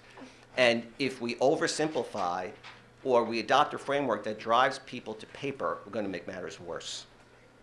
So we would ask that you withdraw the bill and replace it with a bill similar to the one in Suffolk. We're happy to work with you on that. Should you choose to move forward with this bill, we respectfully remind you that secret compliance cannot occur without a full environmental review, including preparation of an environmental impact statement. And should you close the public hearing tonight, we would ask that you keep the public hearing record open for 2 weeks so that we can submit additional comments, and I'm happy to answer. I have a question for you. So I heard what you said, and you talked a lot about environmental impacts and alternate plans that would have superior environmental impacts. A nickel a bag for any type of bag, whatever it is. Right? But I'm curious about what your organization's motivation is for opposing this. Is it more to help the businesses that you represent, or is it more to make the right environmental choice rather than just making an environmental choice? Are you more motivated by the environmental impacts, or are you more motivated by the business impacts? So we're motivated by all of the above. So we don't hide the fact, these are for-profit entities. right? So, and their board members have a fiduciary duty to maximize shareholder value. More profits means that every constituency related to the corporation does better. Workers, lenders, suppliers, owners. It's what businesses do, and that's how society prospers. So we're not ashamed of that. Now, we also You shouldn't be. we I'm also not- I'm not spend, suggesting you should be. thank you. We also spend, in the aggregate, millions over time on corporate social responsibility, including environmental initiatives, charitable contributions, et cetera. So it's complicated. Does your organization believe that this type of law that we have proposed before us now will be detrimental to, in this particular case, it's Key Food because they happen to be here in the village of Pleasantville, but whatever stores you represent, do you believe this type of organization, this type of legislation will be, from a business perspective, detrimental to your client's business? We do, and other supermarket trade associations do, because when you don't have a uniform, equitable, statewide solution, there's business migration. And when there's business migration, there's winners and losers. Just to Hold on, stop. everybody. He has the floor. I have a follow-up question to that if you're done. It's not my study. I have a quick follow-up question. Sure. Have you guys got data on that? I mean, do you know, these sort of things have, promulgated all over the place. There's bans and there's environmental efforts to reduce the consumption of these bags, switch to paper, switch to cloth. Do the trade associations have actual profit and loss data, margin impact data on what it does to them economically? Well, I mean, anecdotally, I've spoken with people, for example, at the California Grocers Association. Right. Where I believe there were 150 or so local plastic bag regulations that were grandfathered in under the state law. And the reason that was done was because there was a consensus among all stakeholders that the patchwork of regulations was leading to business migration. By definition, I mean, that's what happens with all, whenever there's inconsistent local regulation. There was a study done by the National Policy Action Center some time ago, which I used to use in these hearings, and I stopped using it because it's somewhat dated. But it details what happened in LA when the county enacted a ban. I think it was similar to this. It was a ban on plastic and a minimum fee on paper. And it showed what happened in the unincorporated areas of the county, covered by the county law, versus the incorporated areas not covered. And there was a shift in employment and sales to the incorporated areas. Okay, and then another quick follow-up on that. Then is there a sense among business owners that the competitive advantage they may gain by being the sustainable option is enough to outweigh whatever margin impact they might get? We've heard that a couple times tonight, that this can be used as an advantage as well. And I just didn't know if there was data around that. Yeah, no, in general, no. There's an enormous difference between talking to a local merchant who, let's say, gives away 500 plastic bags a year or 1,000 plastic, Right. something relatively small, and a grocer or a drugstore or a convenience store where it's a significant item, right? A line item, you mean, in It's the way their on, business. on the expense side, right? And of course they want to save, so from that perspective we're interested, but on the revenue side as well, right, on the sales side. And in terms of where people like Rich are, they're on the traditional side of the business. They are getting hammered right now by non-traditional players like Whole Foods and Costco. So for them to lose a competitive advantage would, at this point, might put them over a tipping point. And this is talked about constantly. And Let him finish, please. at Costco, you can't fit the vast majority of the items they sell there in plastic bags, right? Plus, they have rock bottom prices, which means their margins are razor thin. So they're not going to give away plastic bags for free. Right. With Whole Foods, it's part of their marketing approach, and it's what they feel their customers want to see. But they're giving away a ton of paper. They're not environmentally friendly. They're not helping the environment. Thank you. Jay, can I just ask a question? Sure. Since you, in an earlier communication to us, asked us to wait for the report by the state task force. And I just wonder whether FIA has an opinion about that report now that it's out, including the question of whether you think it's a fair and reasonable appraisal of the impacts and the of the various kinds of bags, as well as the pros and cons of the, I think, 7 alternatives that are described in the study for trying to manage this. Well, thank you. So the report was disappointing because it set forth options without providing any legislative recommendations, and we were hoping they were going to provide some sort of a reasonable, equitable, uniform, statewide solution. So we wrote a letter to the, I'm not sure if it was the task force of the governor's office, stating our support for what we call the 5 and 5 approach, minimum fee of a nickel on paper and plastic, because it minimizes the distribution of paper and plastic, which are bad for the environment, and maximizing the reuse of reusables. We sent that letter. There is the possibility that the governor, when he amends his executive budget proposal, will include a proposal regarding plastic bags, but if he does do that, we have no idea what it will say. And that would have to happen within 30 days. Yeah, February 15th or so, something like that. So we'll know sooner rather than later. So does FIA believe that the lengthy appendix is a reasonable explication of the impact issues? We haven't reviewed it word by word, so I don't know. All right. Anything further? No. Okay, I thank you. Thank you. Thank you.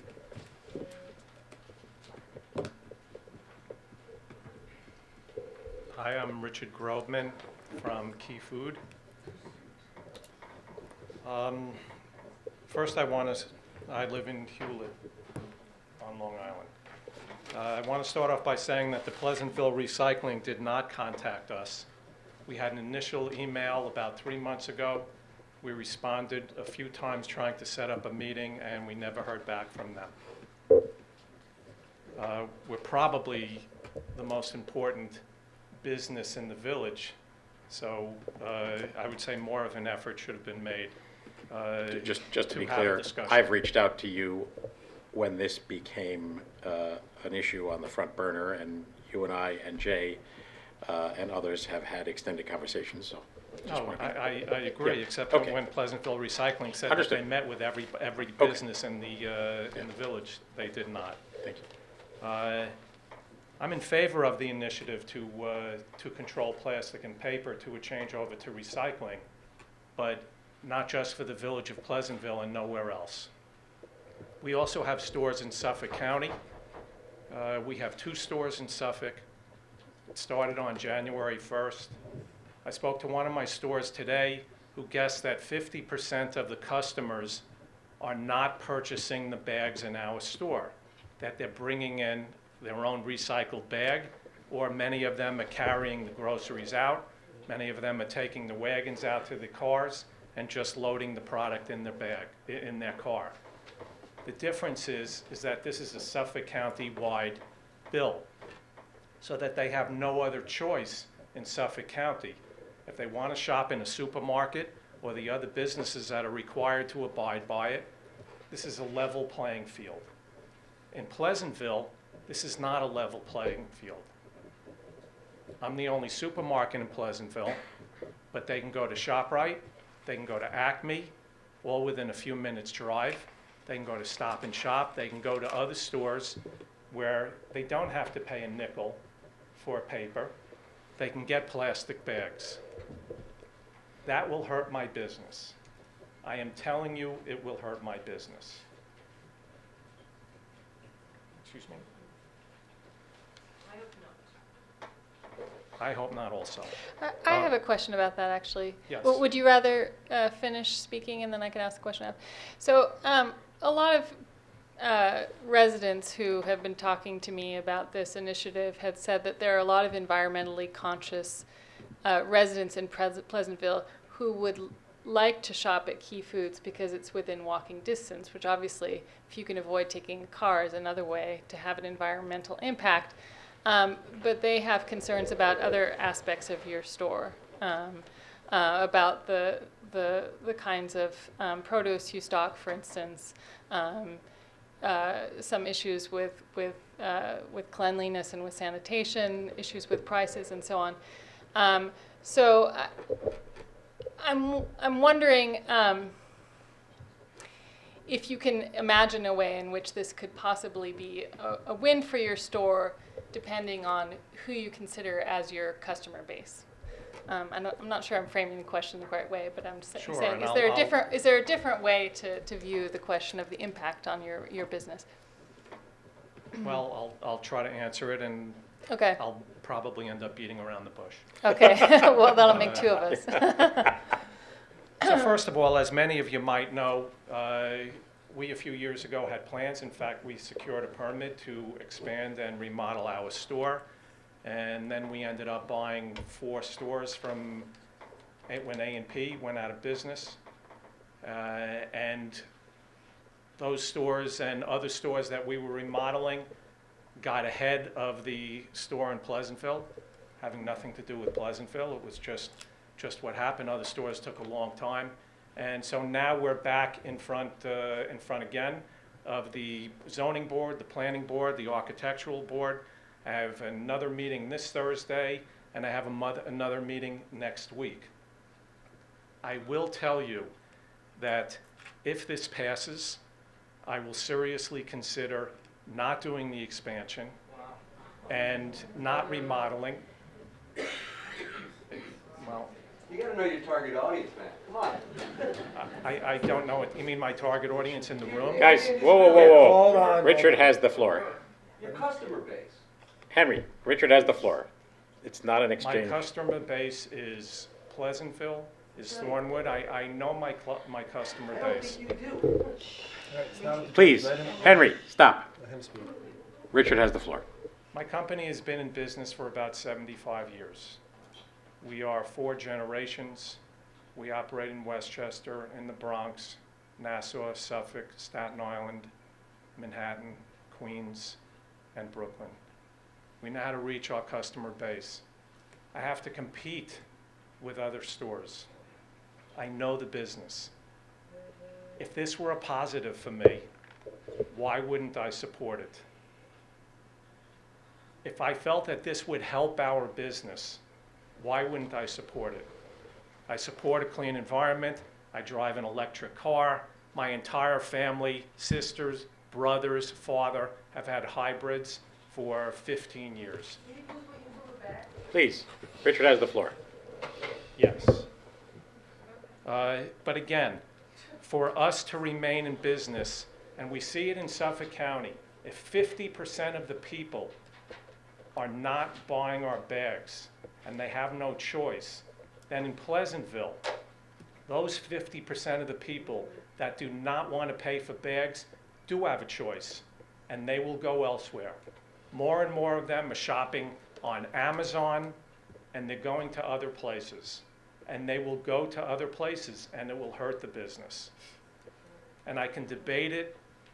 I can debate it with any of you if you'd like, but I'm sorry, I believe I know the supermarket business than anybody else in this room.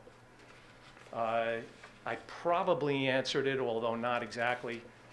I'm not proud of my store now. When we came here 16 years ago, I loved coming here. I came all the time, and for years the store was beautiful. We intended to redo the store a few years ago, which I said, so that the repairs that were needed, whether it be changing some lights, the cases, everything in the store is going to be changed. All new cases, all new everything. The store will be clean, the store will be bright. So I understand what your friends and the rest of the town say about the condition of the store now versus at DeChico, which was just done a year ago, versus ShopRite that was just done. I know how to open a nice store. But again, I must tell you, people don't want to pay for it. People don't want to pay for it. If the people were shopping, and in my store, I'll say out of the 5 best-selling items in our store, 4 of them are bottled water. Bottled water, 4 best items in the store, probably out of the top 5.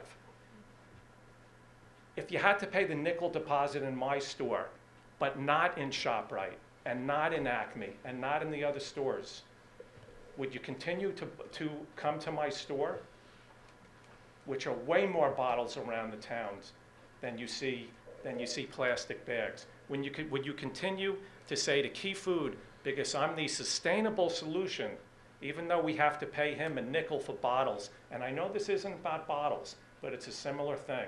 At some point, you don't want to pay more for something that you can go elsewhere and get it and save money. Have you considered the fact that, I didn't see you, but I'm going to assume that you were paying attention when we went through a master plan update that included some rezoning, ultimately that we passed, that has encouraged some redevelopment to happen, and that there is, for example, a plan before the planning board right now for the space directly next to your store for retail and 81 residential units, directly next to your store, okay? We are investing, this board is investing in this community, and we're looking to the future. I'm not going to be here 15 years from now, but I want this village to be a better place 15 years from now. I want it to have the quaint old village feeling that it's had as long as I've been here and for decades before, and yet at the same time be progressive. We have forward-thinking people moving into this village, young people. This room is full of people from 17 years old to much older. I won't insult anybody, but much older. The whole gamut. Have you considered that this community wants a store that is forward-thinking that way, and that you are positioned with a renovation to be that store, to be the winner? I'm asking you if you've thought about it from that perspective, from your I understand, I don't know the grocery business. You know the grocery business. It just sounds to me like there's an opportunity that I think you might be missing. Maybe I'm missing it. I probably am. I mean, you do know your business, but it seems like that might be a way of looking at it where your store will be better for this law than not. I think just to piggyback on that quickly, since Joe's doing a much better job of making a similar point to what I was making, which is that as a relative newcomer to this community myself, you know, and as somebody who's a member of the board and therefore has contact with different parts of the community, I see that there's a shift. So, and I'm aware of the kinds of development that Joe is talking about as well. So I think it's possible that your client base is in a process of shifting as well. And, you know, even, you know, I think that may have an impact on their reception to this kind of legislation were it to pass. But I think it may be part of a bigger picture in terms of the question of environmentalism, but also in terms of how you are situated, because you're in the heart of our village and within walking distance of an increasing community that may be very interested in a store in that location. Sure. So a few points. One, off of what you were talking about. When we first bought here in 2001, Stop and Shop had a contract to renovate the old factory on Marble The Avenue. MLA building, yeah, I know that. And I went to a lot of meetings at people's homes over a few years. Now, why did I do it? I'm not from Pleasantville, and I only did it because we bought the store that we're operating now. But if I lived in Pleasantville, I would have fought just as hard against it, because I would not have wanted a 60,000-foot store, and this is what I told the people whose houses that we met in. I wouldn't want a 60,000-foot store on a 2-lane road, because Pleasantville, the town of Pleasantville, doesn't need a 60,000-foot store. All they needed was a 19,000-foot Key Food, I told them. But they don't need a 60,000-foot store because of the type of community that it is. At the risk of dating myself, I dare say I'm the only person who played an official role in that, and I agreed with you. So, as to your question, if the community were so forward-thinking, then there would not be a need for this law, because the community would not take my plastic bags They would not use paper bags. They would bring their own recyclables, and I wouldn't have to carry those bags even, because everyone, as they did in the Netherlands and everywhere else that's had it all over the place, if the community were so like-minded, they would use it. Just a quick follow-up on that. And I don't want to paraphrase what you were saying, but I'm just curious how you would characterize this. If this was a county-wide thing, or even a Mount Pleasant-wide thing, where the immediately proximate stores to yours were forced to operate under the same playing rules, would you back this? I'd back the Suffolk County law if it were for Westchester. I'd back it again for a level playing field. Right. I know that the supermarket is important to the town. I mean, it's a town that offers, the Burns Theater. I'm aware of the project that's going on across the street from us, that people can both walk and hopefully drive to the store, because if we have to depend on walk-in customers, then we're going to be out of business very quickly. Sorry, we're keeping roads, it's all right. So that for a community, it's important for it to be there. To your question, when you talked about how the customer base is changing, the customer base is changing. Unfortunately, the millennials are used to ordering online. They're used to ordering from Amazon. They're used to ordering meals that are already prepared for them. They're used to ordering meals that come raw but ready to prepare, so that you can get tonight's dinner and it's got 2 pieces of chicken because it's enough for 2, and you don't have to buy enough for 4 and freeze it. So that's, part of what scares me in our business is the changing customer base, where many of us here, and I look around and I'm one of the oldest people here now, but we're used to eating at home 5, 6 nights a week and maybe going out 1 night a week, and times are changing now. Times are really changing, and it's hurting the business. And it's just, I'm not looking for one more thing that's going to hurt our business.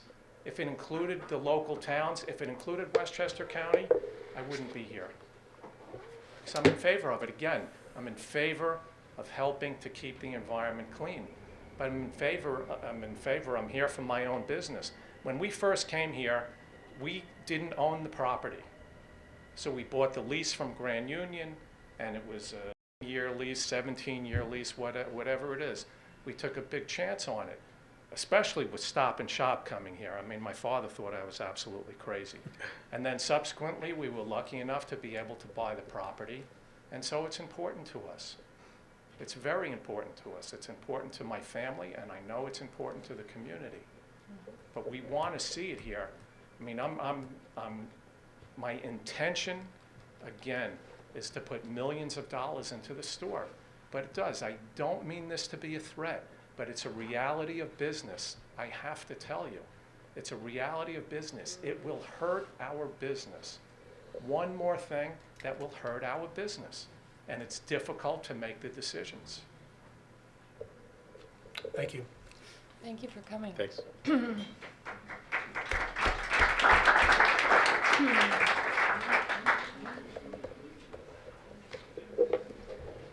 Hello, my name is Jean-Francois Bertrand.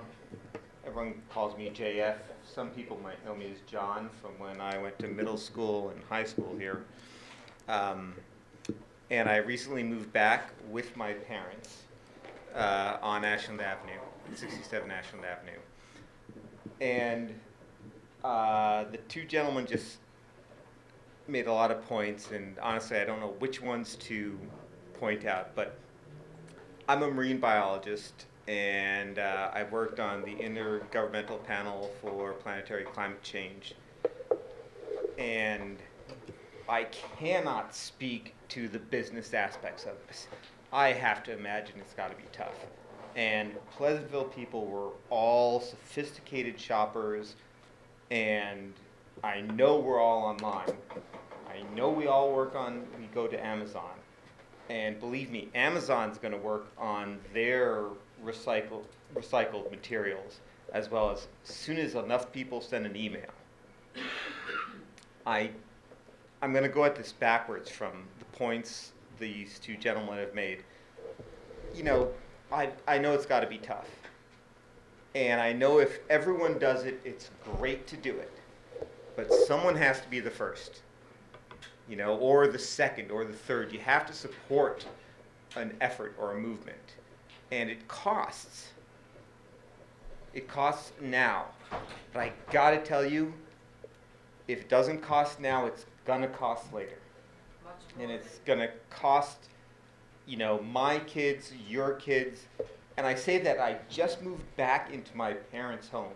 So I know that they know the cost of having kids. And, but you know, they're going to, we're all going to deal with it. Our kids are going to have to live with it. I've worked in the South Pacific, and the Pacific Rim nations really love plastic. And plastic is great. I mean, it's cheap, it does the job, it doesn't degrade, or when it does, it's not just that it puts little balls of plastic out to the ocean, it puts toxins. And not the toxins that necessarily will kill you, they just will turn males into females, or they will make you not able to grow a shell, or something like that. It's really, really bad. It's not just the bags hanging from trees, which is awful. Or clogging up your drains, which is a pain. You have to call Roto-Rooter. But you know, if you're making business, yeah, whatever we do right now is not going to affect us. It's just not. There's too many people. Planet's too big. The only places, the biggest places aside from the Netherlands, and a few other, you know. Okay, well. A few socialist European nations, the only places they really get rid of plastic are authoritarian, where someone at the top says, no more plastic. Just like in Indonesia, where the former president's sister owned a plastic bag company. They double bag everything. Everything. And there's huge amounts of plastic. Even here in the United States. If anybody surfs here, you know that certain good beaches are covered with plastic straws. The stuff doesn't go away. It can be hidden, but it's not going to go away. But the only way to do it is for one person to step forward and say, okay, or one group to step forward and say, we're going to do it. You know, we're going to start, and it gives someone else, someone from Suffolk County. We've heard people from a whole bunch of towns, Briarcliff, you know, Briarcliff, I went to school here. You know, you have to stick together. And so you have to step forward and say, whatever, I'm going to do this, or we're going to do this. And so I appreciate this. This is my first town meeting.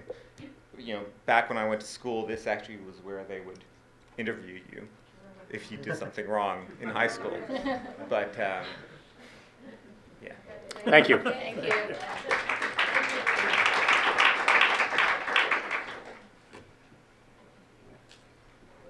Hi, how are you? My name is Jordan Christensen. I'm with Citizens Campaign for the Environment, and thanks for the opportunity to speak to you again. So as you know, for over a decade, we've worked with municipalities, primarily in New York and Connecticut. We've also been analyzing, you know, plastic bag reduction policies, single-use bag reduction policies from around the country. And we just want to salute you for having what we think is one of the strongest bills in the state and urge you to pass this bill and to be a leader in this movement. So we've already gone through a lot of the issues environmentally. I wasn't going to bring them up, but just in response to Food Industry Alliance, I just want to say we do know that plastic impacts 267 marine species. And I know it's sort of abstract when we talk about things like ocean gyres or, you know, faraway fish kills. But when we look at, say, the Long Island Sound, when we look at marine mammals that are killed, and we do animal autopsies, necropsies on them, we're seeing plastic bags in the insides of our local animals. When we look in the Hudson River, we're seeing increasing amounts of microplastics breaking down and entering the food chain. So this isn't just a faraway global climate change issue. This is really impacting us locally as well. But just to move away from the environmental to the economic for a second, I feel like environment and economics get pit against each other a lot, and especially in this case, I don't necessarily think that's a fair sort of argument.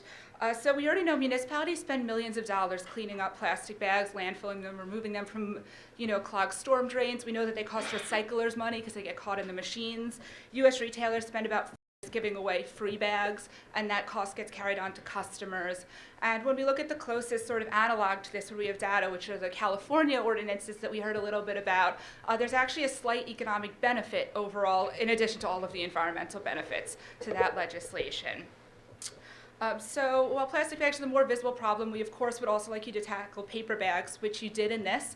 So we heard a lot about how this could cause big upticks in paper bags. Paper bags are more expensive than plastic, which is why obviously grocers don't want people switching to them.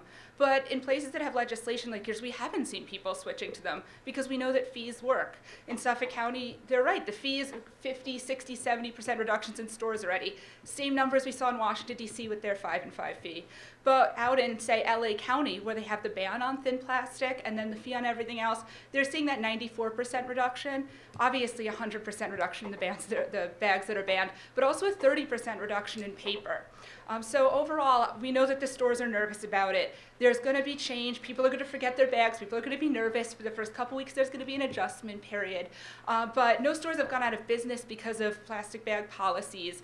And no one is starving anywhere that has these in any of the countries or states or cities or local villages that have started with ordinances like this.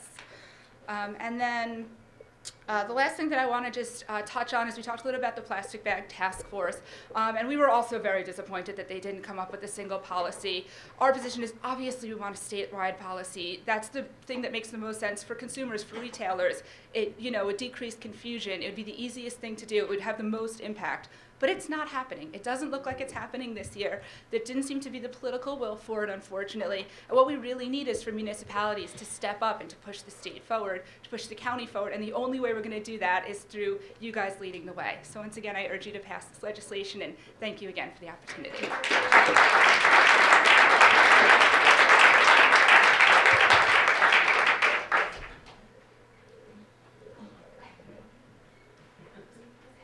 Hello, my name is David Abels. My family and I are residents of Pleasantville. We have 3 children at Bedford Road School, and we moved here when looking for a place to live in Westchester County, coming from Los Angeles, from an area that is where all full of communities where plastic bags have been banned for a long time. And we fell in love with Pleasantville and just the neighborly feel of it, the overall vibe of the town as we're walking through and seeing the local businesses and people, children playing out on the sidewalks. And we're very proud to call this place home. I'm not speaking in terms of policy, I'm not speaking in terms of business, just as a resident. And also, we live in the edge of Pleasantville near Chappaqua and do much of our shopping there, where they passed a similar reusable bag initiative in the past year or so. And I remember speaking to the point of how the number of people that will take the free plastic bags when they're there. I would certainly do that because I could be lazy and nothing happened to me if I was lazy, and so I would happily take the plastic bags when I had forgotten about it. And the moment the ban was in place, I went once, forgot, it was too cheap to pay for paper bags, so I carried everything in my arms, dropped a few of them, and now we have reusable bags that we keep in the car all the time. And it was not a long adjustment, but it was one that we appreciated, and it's something that this is very clearly the way that communities all across New York, Westchester, and across the country are going. And we love Pleasantville. We love how much it brings us back to the small town feel of where I grew up back in Texas, but we also love how it's a community that's looking towards the future. And this is very much the direction that things are going. And so we would hope that where we live, we could be proud to say that it's going to be at the forefront of that as well. So I would very much like your support of the reusable bag initiative, and I appreciate your time. Thank you. Thank you. Ann Cromie, 231 Washington. Thank you so much for all the work that you've been doing. I just wanted to address the Key Foods comment about possibly that you wouldn't redo your store if this ban was passed. And I recently moved here from San Francisco, and I always shop locally. When we moved to Pleasantville, what's so great is the minute that I moved here, I joined the Jacob Burns Center. I've gone to every single restaurant. I go to the bookstore all the time and purchase, and I really want to buy local. And so I had a friend come visit from California, and we were having a dinner party at my sister's house, and we needed something quickly. So I was like, let's just go to Key Foods. I just recently moved here. And I was just embarrassed. Well, first of all, we just got milk and something else, but they were paper or plastic bagged each. Like it was eggs, and there was 2 bags with the eggs. And I actually was like, you don't need to bag the gallon of milk. I'll just carry it out. But I was so embarrassed in front of my friend, being like, like, we're going to do something about this plastic bag issue here. But I guess what I want to say to you is really, I hope that you rethink that, because I know, being a new community member, I really want to shop at Key Foods. I would be really excited to come to your store. And even if you have little tables outside and your location, and that, like, we're really investing in this town. And I really see it as an opportunity for you. So I just wanted to come up and let you know that. Thank you.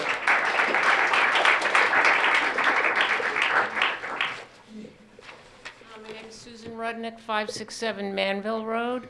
And I also want to piggyback on what the previous lady said. Sir, I can walk to Key Food and drive to Key Food. And you know what? I'd much rather get in my car and drive to Chico's, because I feel very comfortable there. And it's not just the produce and everything that they have. I love the fact that they don't give out plastic bags. I feel comfortable going there. I hate going to Key Food, and that's one of the reasons why. And when I do go, because I have forgotten something, I always bring my bags with me. And I would continue to do that if I could walk there and feel comfortable. And I don't know the statistics, but I also feel like oh, and by the way, I'm 73, so I'm not a millennial, but I am one of the people that would love to shop in your store if you had a forward-looking idea. So I'm just one individual, but there are others.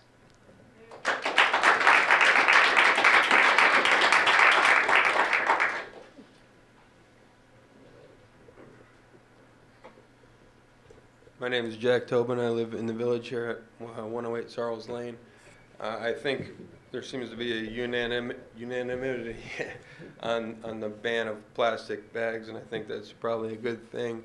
I think the issue of having a fee for paper bags is perhaps a slightly separate issue, and it hasn't been really addressed. You know, if you were to lose a grocery store, or you know, if the ban on or the fee on paper bags became so onerous, I think there might be a lot of unintended consequences, like more fresh direct deliveries and Amazon and things like that. And I think that it's possible that those two issues, paper versus plastic, could be handled separately. And I just didn't quite understand from what was put out by the village what the impetus was for the fee on paper bags. And also, this might be an ignorant question, but I presume that it's just mandating that people charge a fee for paper bags, and that money is just a profit of, for instance, the grocery store. Is that right? Right. The idea was that it substantially underwrites the cost of the bag, which is more expensive. The store keeps the money. Okay. So using a recyclable paper bag as opposed to what is currently available. I mean, to my knowledge, the paper bags currently available compost just fine. No, same paper bag, but the idea was, if we ban, with this legislation, is if we ban plastic, that's something the store cannot give you and you cannot take. But also to dissuade people from taking the paper, because it's going to cost them a nickel. It's the same paper bag that you can get there now, but it's going to dissuade you. And at the same time, because paper bags cost more to produce, I think, at least what we're told, than the plastic bags, it helps the grocer financially in terms of producing bags that people are going to take. So it's both a disincentive for the consumer to take the paper bag, and at the same time, it offsets a little bit of the cost of that paper bag to the grocer. All that put together, we're hoping, keeping our fingers crossed, are going to encourage everybody to bring their own bags. That's kind of the idea. Understood. Thank you. Hi, my name is Padma. I'm from Briarcliff Manor. We're a group of us here who came in just to listen to you guys. We've been communicating with Steve Wolk from Newcastle, with the Pleasantville Recycles here.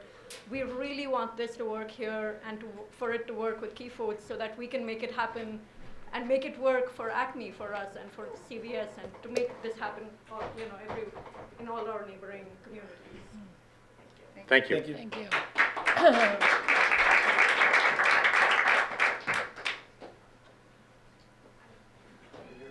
Yeah, go ahead. Everyone gets a first shot. Richard's welcome back, obviously. There's two. Got to give us your name and address just for the record. Christiana, 10 North Place, just up Sunnyside. There's two things I have trouble. For me, this is a little bit new, but there's two things one I'm a little concerned about, and the other thing, I don't understand why we argue about 5 cents or 10 cents. You know, we're all in Westchester. It may cost us between $30 and $100 to live in our home when everything is paid, just in taxes, a day, right? So this argument to me is a little bit, who lives in Westchester? If I want plastic bag, I'm sorry, you charge me 25 cents for it, I'm gonna buy them. I'm not super rich, but I mean, if we live here, the 5 cents of the 10 cents to me is not a real issue. Right? What's going to make me go to Key Food instead of ShopRite or Costco is something different. And I go to Key Food when I come back from work because I know there's never anybody in line. I think you need to. We need you at the mic. We need you at the mic. Turn to the mic. We need you at the mic. Christian, au microphone. You need to speak into the microphone. Sorry, but when I come back from work, I'm a little late, and I know Key Food's on my line, and if I stop there, I can run in, run out, and I think it's wonderful. And there's always more people. Right. I go all the time. Well, when I go at the time. When I go at other times, Okay. and if I go anywhere else, I'm stuck for 20 minutes. We could focus on the bag I can't issue. believe Thank you. that we're arguing about 5 or 10 cents or 15 cents. If we're feeding family here, that's nothing. So I don't believe that's going to make a difference. The other thing, and if I want plastic, I would buy it. But I don't want plastic. Okay. And I'm Right. getting more Come on, and more guys. recycled bags. Keep so. This way. Right. The other point is about, I'm a scientist. I think we've heard about comparing here methane with the damage of plastic to two different things. That's not enough data to decide anything, and I don't like it. Right? What's the main source of methane in the gas, and how does this compare to, if we were all using paper bag and it was starting to go into methane, how does it compare to the methane production that the US have? We have no data about this. It's just throwing data at us, and I don't like it. Right? So if the methane of all the bag is a fraction of a % of what the livestock does in this country, it's not even a factor. Yeah, methane is worse than CO2, but we're not trying to compare CO2, methane, and plastic. These are very different things. So it's not just by pulling out numbers. And I'm getting a little allergic of people using science either one way or another and pulling it and make it sound good for the argument they have. I need to see more if I'm going to make a point out of this. Thank you.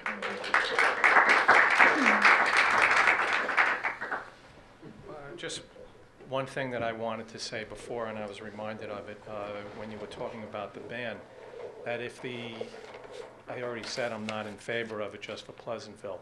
But when you were writing what might become the law, if the 5 cents charge on paper bags was supposed to dissuade people from using paper bags and bringing their own recycled, then how come you didn't just put a 5-cent fee on plastic, and that could be the same way to dissuade them from using plastic also, and let them bring their own recyclables and give the customers a choice? That's the Suffolk model, right?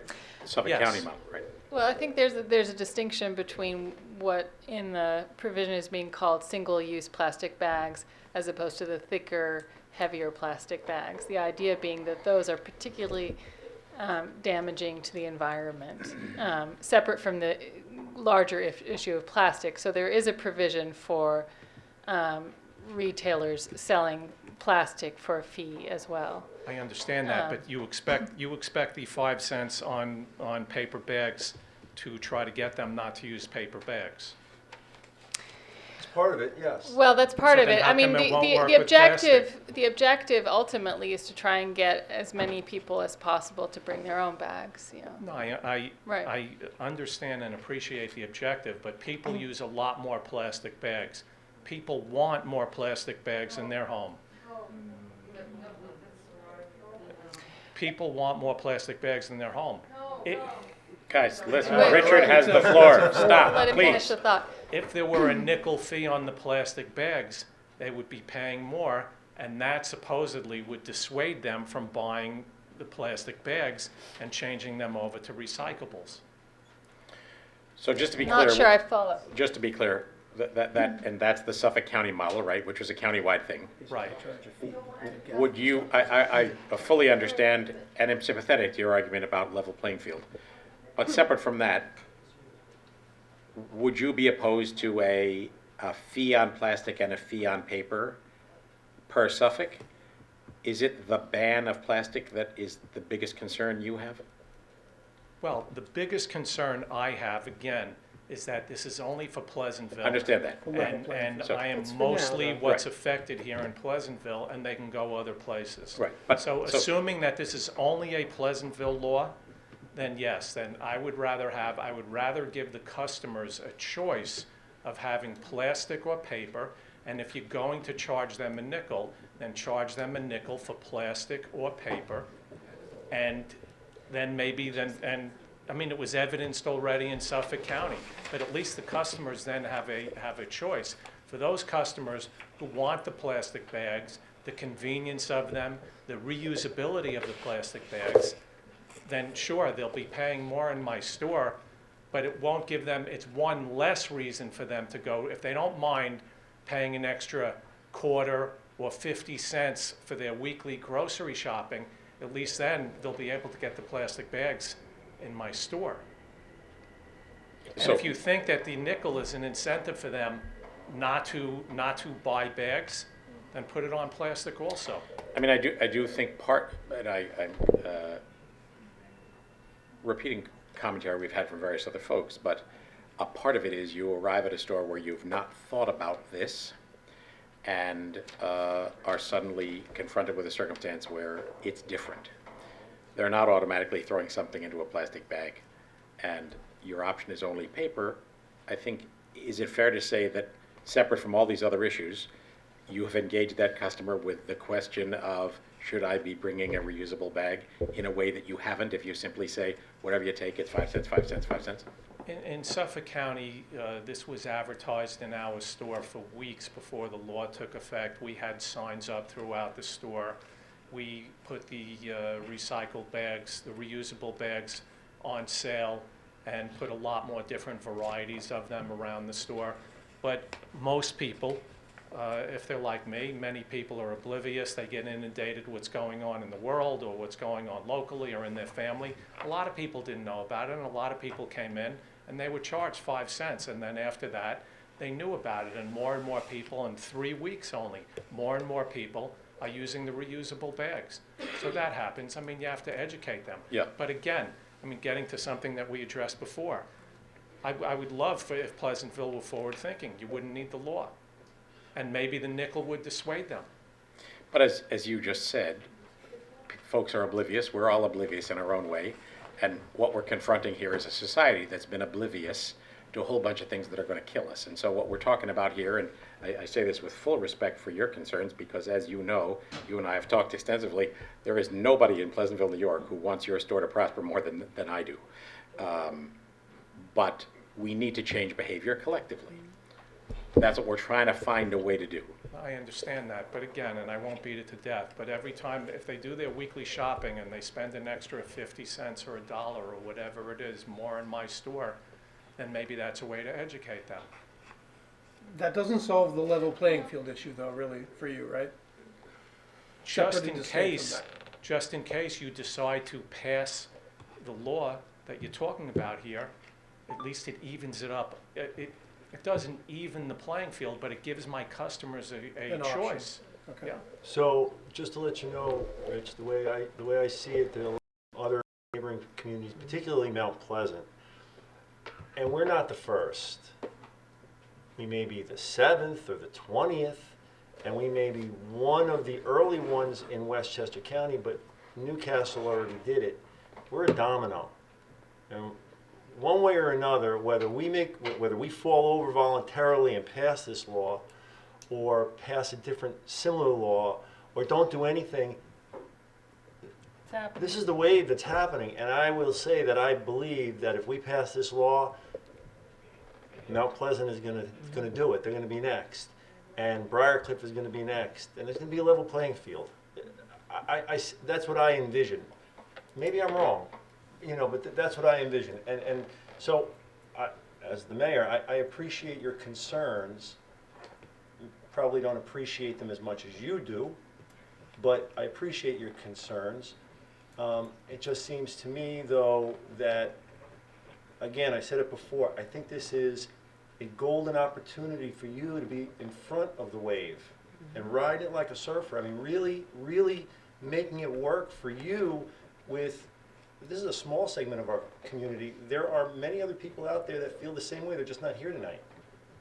And I think a lot of those folks might say things like, why should I shop at Key Food? He fought this law. I don't know if they're going to do that or not.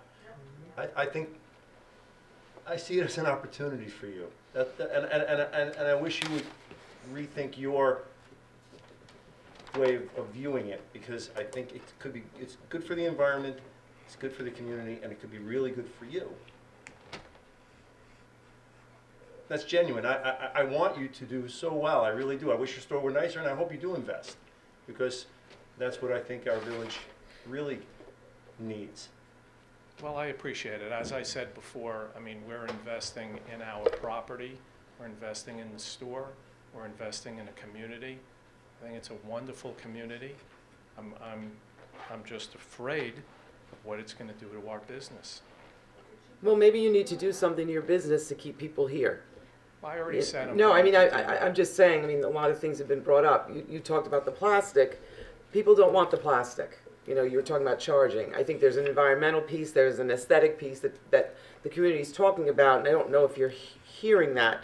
And while it's 5 cents, if your concern is that people are going to go elsewhere, put something in your store that makes them not. It's not just going to be about bags. It just isn't going to be about bags.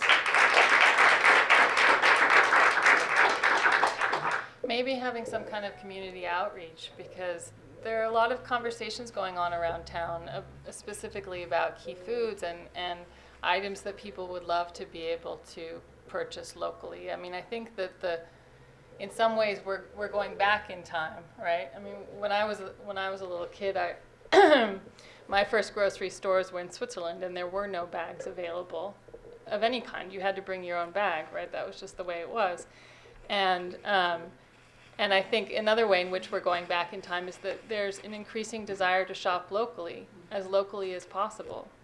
And so perhaps there's a new paradigm emerging, and one in which you could be in conversation with the community, regardless of what happens with this particular ordinance, to sort of bolster your store and the connection between the community and your store. I understand what you're saying, but what you're talking about, for the amount of people, and you had an incredible turnout tonight. I mean, really just incredible. disappointing from my point of view. Really, I mean, I've been to a lot of meetings for a lot of different things, and the people here are very passionate. Unfortunately, and again, I feel the same way that most of the people here do. I feel the same way, but most people don't. If the people felt so strongly about it, why is bottled water the top-selling items That's in the the best entire question I've store? heard all night. I do not know. Why is Crazy. bottled water? Is that true Well- generally in grocery stores You mean, is overall? it fake news? No. No. The top, All right, now and things so are getting complicated. It's, I'll say 4 of the top 10. I mean, I don't know the items. I mean, that's Believe common me, throughout that the industry. water is the top-selling items in our store. Plastic bottled water. Crazy. So the same people. Be careful, you know, they may who come are- back next year and ask you You to stop just selling saw it. that. So maybe you should keep that a secret. Snapple just changed over from glass to plastic.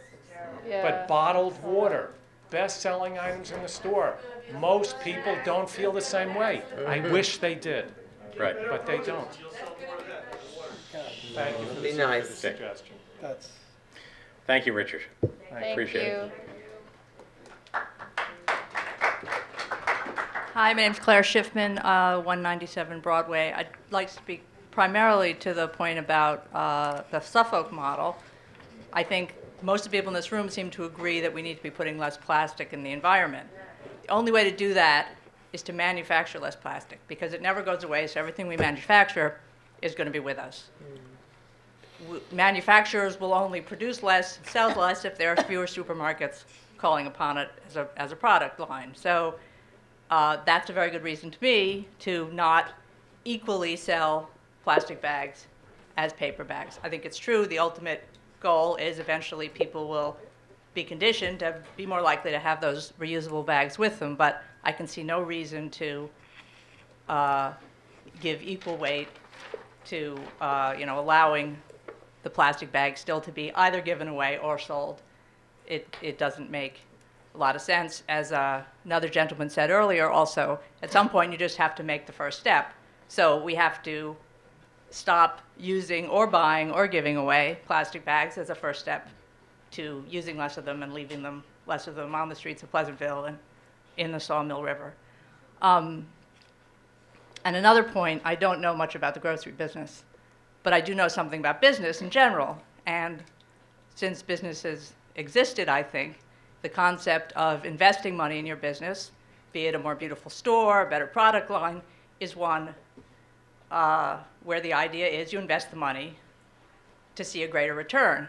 I would encourage the owners of Key Food to invest money in a store that we all want to go to. And those can be more ephemeral ideas about maybe we want to shop in a store that's more environmentally conscious, but it also could be about a nicer looking store, a better product line. I've lived here for 14 years. I shop at Key Food a lot, usually for convenience. When I don't want to go to a big store with a big parking lot and wait on a big line, I go to the smaller store that's downtown. They have some things that I prefer there, so I'm happy to go. But usually it's a matter of you go where it's convenient. And I don't think that I or many people I know would change our traffic patterns or go out of our way to shop at the different supermarket on the other side of town, especially one where there are longer lines and it takes a lot more time to get in and get out, just to save the 5 cents on the bag. If you were going to stop and think to do that, you could also stop to think and put your reusable bag in your car just as easily if you're giving that much thought to, gee, I'm going to go to a store, I'm not going to have a bag, so what am I going to do? Am I going to go to not the store I would have gone to otherwise, or am I going to just get a reusable bag? So I think there's something to be said for that. Thanks. Thank you. So my plan was, I guess, to sort of echo what was just said. So my background's in ecology and environmental science, and I think it's important to point out that we need to be able to separate the energy cost side of things for producing a bag versus the problem that we're trying to solve. And I guess I was put off a little bit by the gentleman that was brought with Key Foods, because I sort of felt like I was being taken for a fool when the discussion of all the methane emissions from paper bags came up, when really, like, if you want to solve an energy problem with a grocery store, you can have doors on your freezers or sell fewer cows. It's the issue with bags is not the energy component of it. The issue we're trying to solve, in my mind, are all the consequences of having bags in the environment, the particles that they break down into, and the energy thing is a completely different topic. Yeah, by many lines of reasoning, using a paper bag will probably use a little bit more energy than using a plastic bag. But neither using a plastic bag or using a paper bag is going to solve our climate change problem. I think what we're here to talk about tonight is solving the plastic problem and the plastic bag problem. And I think that's what should be the focus here, and not being sidetracked by relatively trivial facts about the energy consumption side of things. I think there's a lot more that we need to be thinking about here. And I guess I was also kind of put off. So like I said, I recently moved to Pleasantville for a lot of the same reasons that a lot of other people in the room here spoke about moving to Pleasantville. And since I've lived here, I've desperately wanted to have Key Foods be my local grocery store. I like being able to walk to the store and those sorts of things. And I've been digging for a reason to go there. And a lot of people in here, it seems like they go there when they need a quick item or they forget something or they're passing by. And I was just really put off to hear what came across as a threat that you weren't going to invest in the store if this plastic bag ban were to come forward. And it's just, I don't understand how that is good for your business model, but the plastic bag ban is bad. And I'm totally sympathetic to how difficult it is for a local grocery store to stay in business these days. And I think even more so, the thing that a local grocery store should try to do is to pander to the people that are most likely to value a local grocery store. And it's not going to be the extra few cents you have to pay or the hassle you'd have to bring a local, your own bag to the store. And these threats of not investing in the store over a plastic bag ban, that has kind of put me off. And now I'm struggling even further to find a reason to shop there. But really, the point is that, like, separate the climate change energy use issue from the plastic bag issue, which is what I think we're talking about.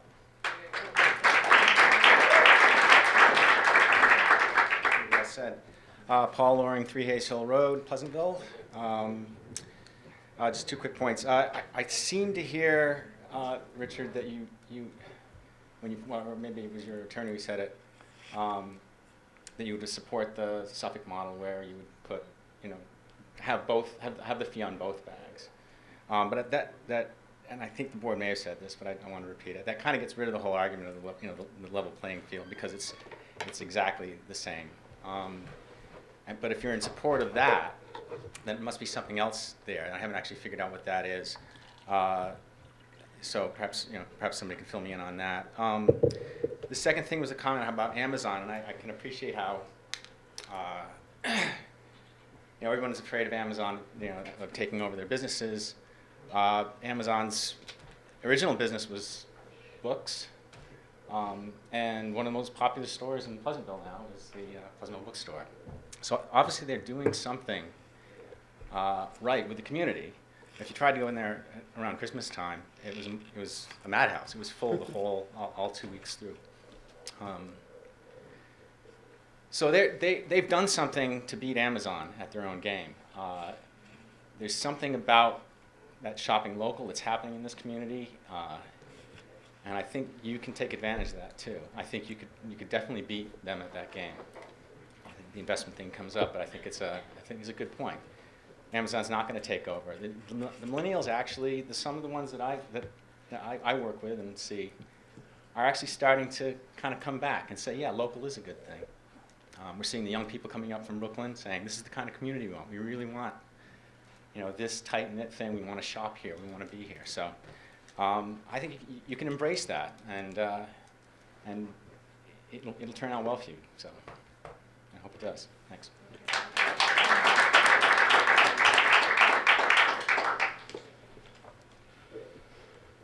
Kim Turner, 41 Orchard Street. I am also a member of the Pleasantville Recycles Committee, and I just want to officially get up here and say I am so for this, and the time is right. I know the issue has been brought up, a few years ago, and with many starts and stops, we just couldn't get it going, and never have I seen more of a momentum in the community than now. And I have to say, one thing that's been particularly inspiring to me is all these young folks, young parents coming up and saying they've moved out from Brooklyn. I mean, Dan and I have been here, it'll be 30 years this year, and we have fought a lot of battles, all with Pleasantville, doing the right thing for Pleasantville. And as you know, we are kind of passing over the baton. A lot of great things are happening. This is the time, you know, to continue to do the right thing and make this village, you know, a leader in sustainability and in so many other things that we're known for.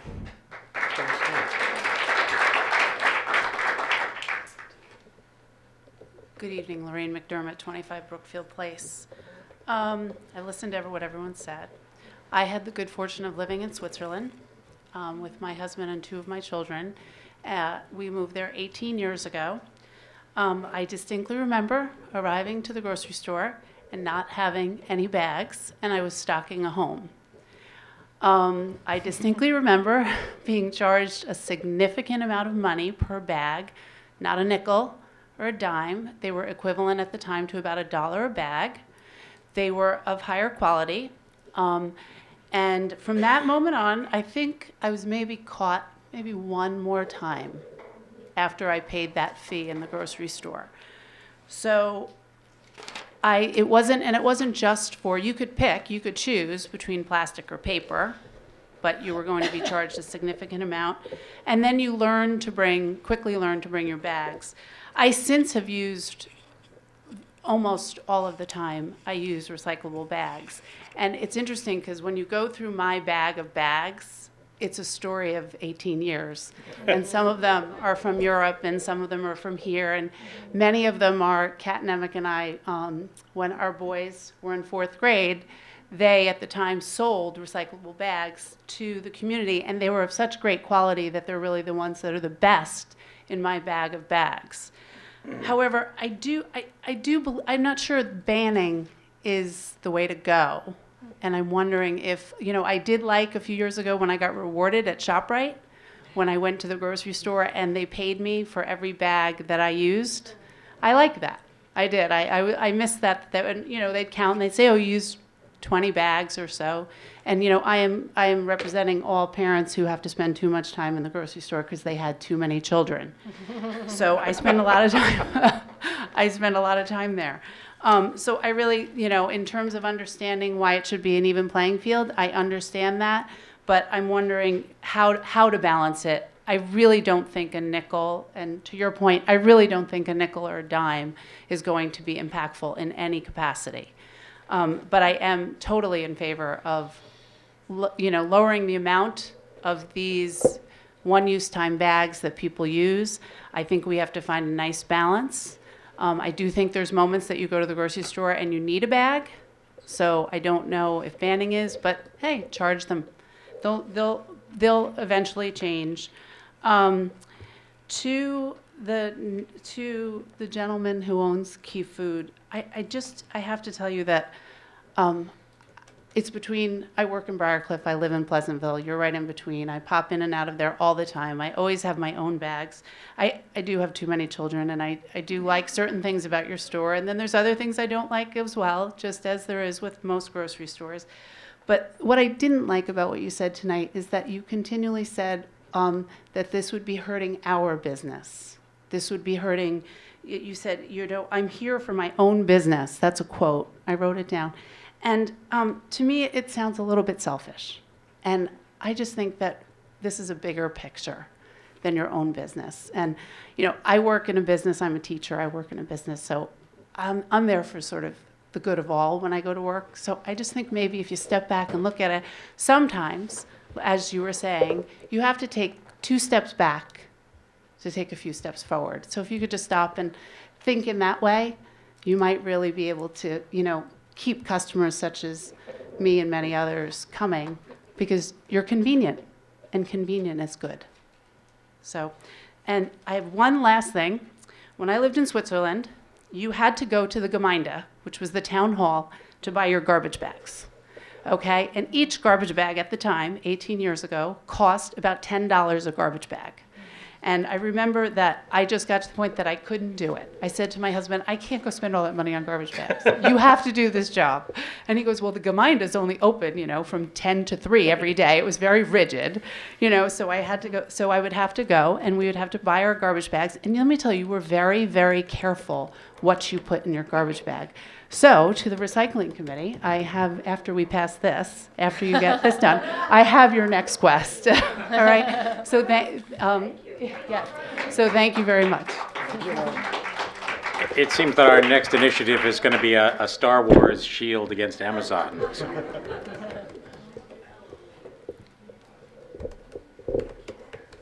Hi, my name is Kat Nemec. I live at 37 Martling Avenue, and I am not a scientist, and I am not part of the Pleasantville Recycle Group.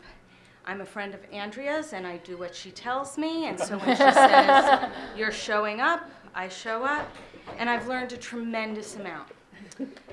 One thing I learned was that my grandmother, who was a genocide survivor from Turkey during the Armenian genocide, used to say, Catherine, if you're confused, just use common sense. I don't need the scientific, he says this, she says that. I don't need the data of 12,000 here, 10,000 there. It's common sense. There's garbage all over the streets. We don't want garbage all over our streets, and we need to clean up. Like I said, I'm not a scientist, but Mr. Keyfood, I feel so sorry for you here, because I kind of like an even playing field, and I wish you had had more people come out and support you. But what I am is a graphic designer, and people pay me a lot of money to sit down in focus groups like this. So you just received a gold mine of information. You have no idea how much information you have received. If you think it's not an even playing field, you're right. You are so far beyond shock. Going there is the biggest pain in the neck. Their parking spaces are too small. Everybody is 110 years old and they can't drive. It is taking your life into your hands to go to that store. My 80-year-old mother from Florida comes here and she walks to your store and then she curses your produce. Your issue is not bags. Your issue is not millennials. Your issue is not Amazon, the Glass Onion, the bookstore. Every little store that is thriving in Pleasantville proves that. Your issue is that I want to get in there with a mop and clean your floors. And that can be solved tomorrow. You have a gold mine. I bought in this community. I'm from Queens, then I lived in Philly, then I lived in Manhattan. There was no way I was going anywhere that I had to get into a car to shop. I wanted to be able to walk and get milk. It isn't an even playing field. You are so above and beyond what the other grocery stores have. Now take it and make it beautiful. Make it clean. Bring it. Your sushi guy's awesome. We don't order out for sushi. We go to your sushi guy. He's awesome. Bring your whole store to that level. Make your milk aisle not smell like milk. That's a little disturbing. And you know what? You are above and beyond ShopRite, because going to ShopRite is taking your life in your hands with those drivers. We can walk to your store. We all want to walk to your store. The millennials, the people from Brooklyn. I've never heard Brooklyn used in kind of such a bad way before, but like, it's awesome. Brooklyn is so yesterday. You got to look at the younger people who are here. I'm old now. I'm 50. I'm old. Like, I'm that old person that when I moved in, like shoveled and stuff. Nobody shovels anymore. They pay people to shovel. People want to walk to your store. Listen to every single thing people said here tonight, because honestly, when I rebrand a business, the company that I'm working for has paid a fortune for this. You've been given a gift. You could walk away from here just, honestly, business. It's all business. And, you know, I give you credit for sitting here throughout this whole thing, but take this information and use it, and you are going to be walking to the bank. And I wish you the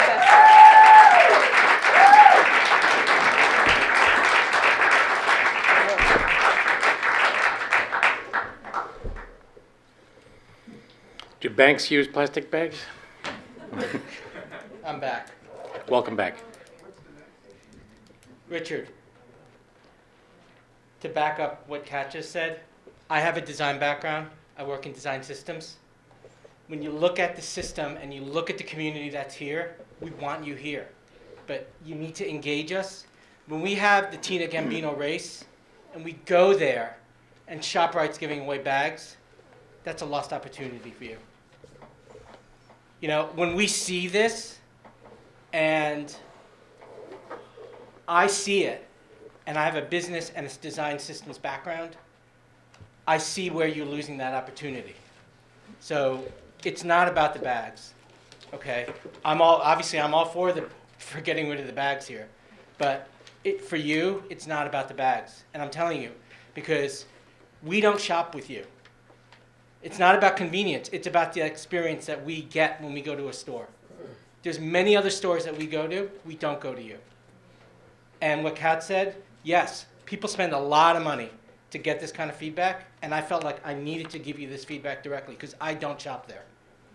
When I need a six-pack because I forgot and I'm going to my friend's house, I'll stop there. But that's it. Engage with the community. There's a lot of us that will stand behind you and help you and talk to you. I know that for a fact. So, you know, we'll drive to Mount Kisco. We'll go to Whole Foods in White Plains. We'll even go down to Yonkers to Whole Foods. I'll get in the car and I'll go and buy my food, spend more money, which I actually don't have right now, because of the experience that we get when we walk into that store. And it's not just cleanliness, it's the whole thing. So that's all I'm saying. Okay? Thank you for coming. All right, so. Just one last thing. I just want you to know that we did go to all the shops in town, and we've had a show of support. You know, we've had signatures from the shops supporting our initiative. I just don't know if I didn't say that in the beginning. Did you contact Key Foods? Yes, we contacted Key Foods twice. And when was the Danielle? Would you like to? November 16th.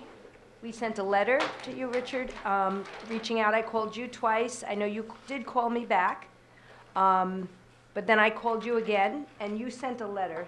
And we would never, ever do anything like this without reaching out to the biggest, person in our town. I also met you 4 years ago with Linda Curtis and with Peter, and we spoke with you and your son. I think we gave you links to a lot of movies that we wanted you to see, like the movie Baggett or something like that. But please just embrace us and just know that we will be behind you as Pleasantville Recycles, as a community. We will educate. We will set up tables in front of your store, hand out reusable bags for you. But please, just listen. It's really, this is a great thing for you. All right, is there any further comment? I think we're getting, did you want to speak one? Yeah, just Okay.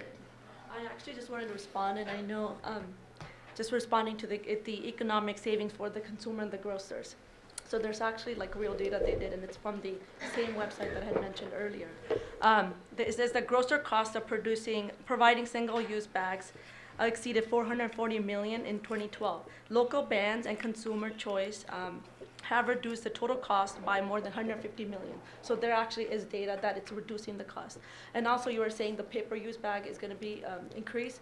That's also in Alameda County, it went from 13 million to 8 million. So it was actually reduced, not increased. And that was paper bags? That was paper bags. Thank you. All right, any further comment? All right, I want to thank you all. Sorry, one more. Yes, no. Okay. My name is Bridget Egan. I live at 26 Natahagan Road. And I think we're all, basically thinking the same, and we've really covered in depth why we don't approve of plastic and why we need to get rid of it in the environment and why we're looking to reduce the use of it. And he brought up a few points about paper, and I just couldn't help but want to bring some of them up. And that one, I think I heard somewhere, and maybe you guys would know if this is accurate or not, but do we per residence, like per household, recycle some of the like top poundage in the state? Like, are we Well, one I of don't know about most- the state, but we do pretty well relative to the county. Okay, so I would say that we're a pretty avid recycling community. Fair to say. I, again, not truly a scientist, but I believe that if your paper bag is recycled, it does not really produce the methane because it's getting recycled.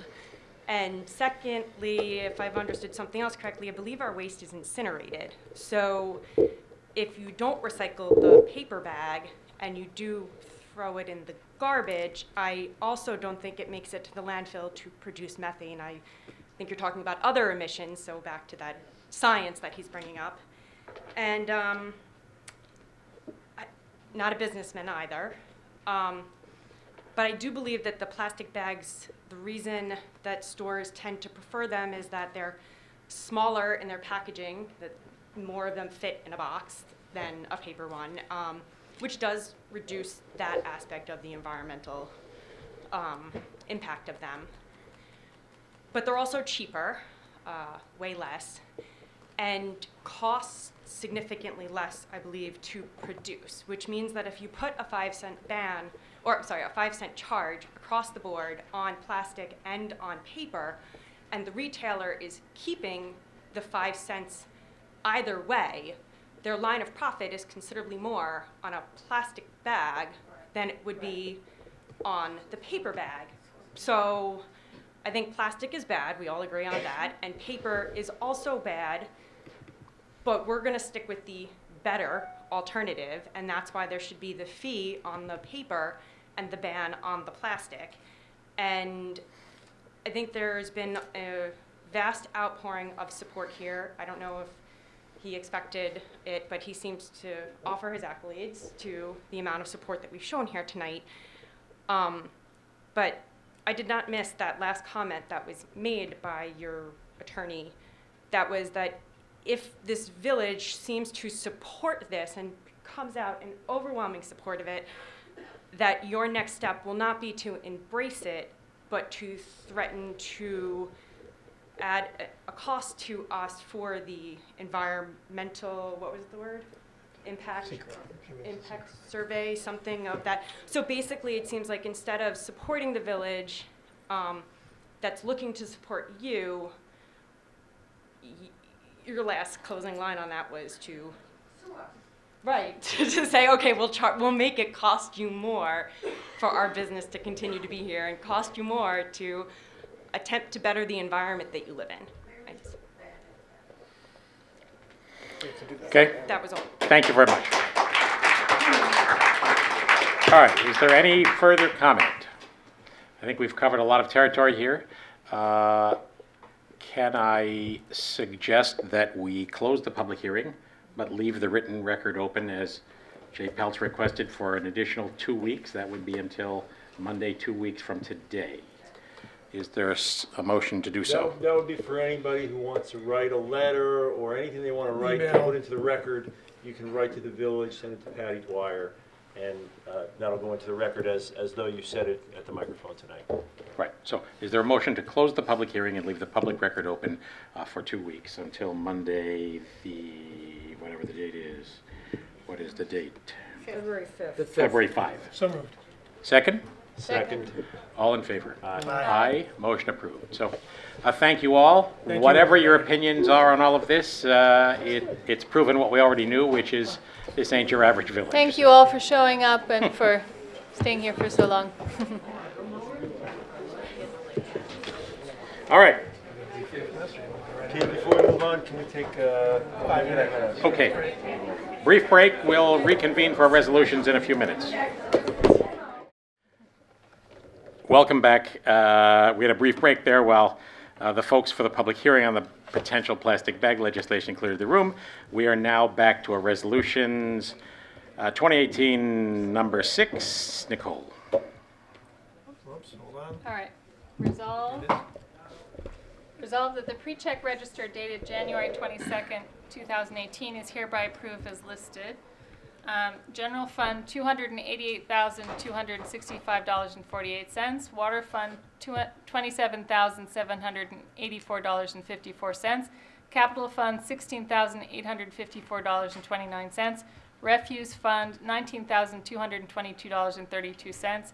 Trust fund, $2,196.50 for a total of $354,323.13. Is there a second? Second. Comments or questions? All in favor? Aye. Motion approved. Steve, number 7. Resolved that the Board of Trustees hereby approves the following budget amendments.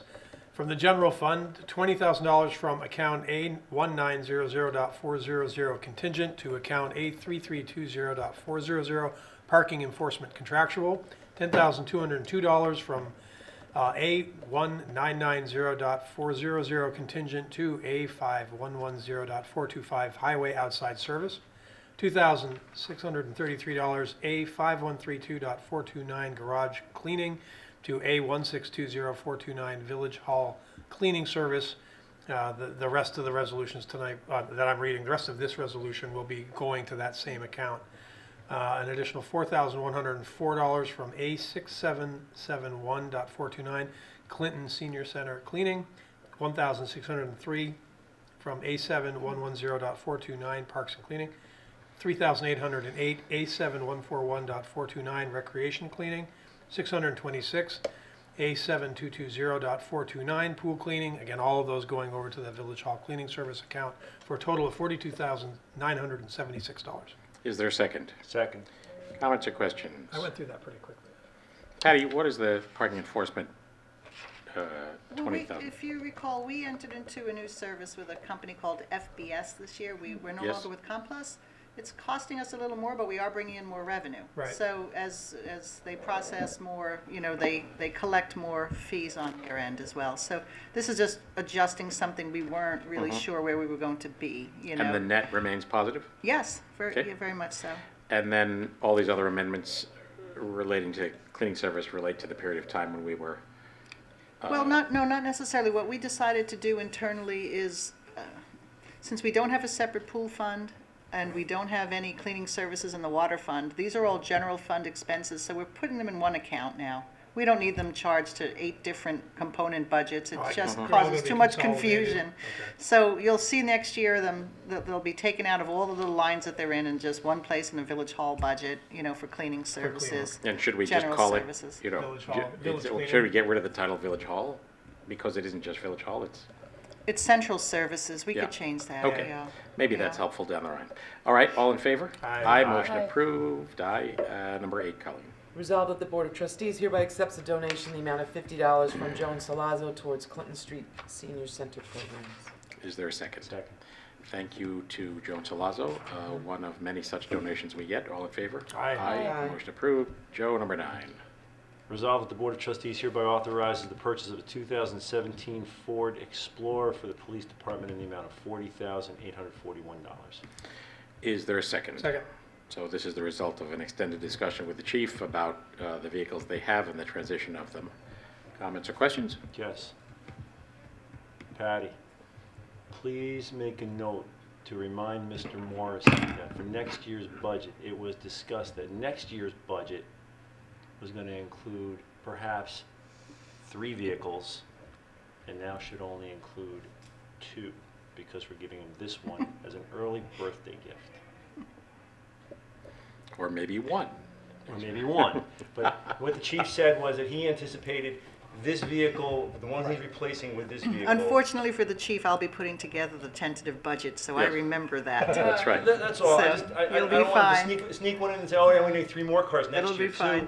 So, I understand things happen, and sometimes a vehicle breaks down to the point where you need to replace it, and I get it, it might be, but right now it's anticipated that we're going to be 3 in next year's budget, and there should probably be 2. Understood. All right, further comments? All in favor? Aye. Aye. Motion Aye. approved. Number 10, Colleen. No, I'm sorry, Nicole. Resolved that the Board of Trustees hereby appoints Danielle Shea to the Climate Smart Task Force. Is there a second? Second. Thank you, Danielle, who is in the audience. All in favor? Aye. Aye. Aye. Motion Aye. approved. Welcome. Appreciate your volunteer service.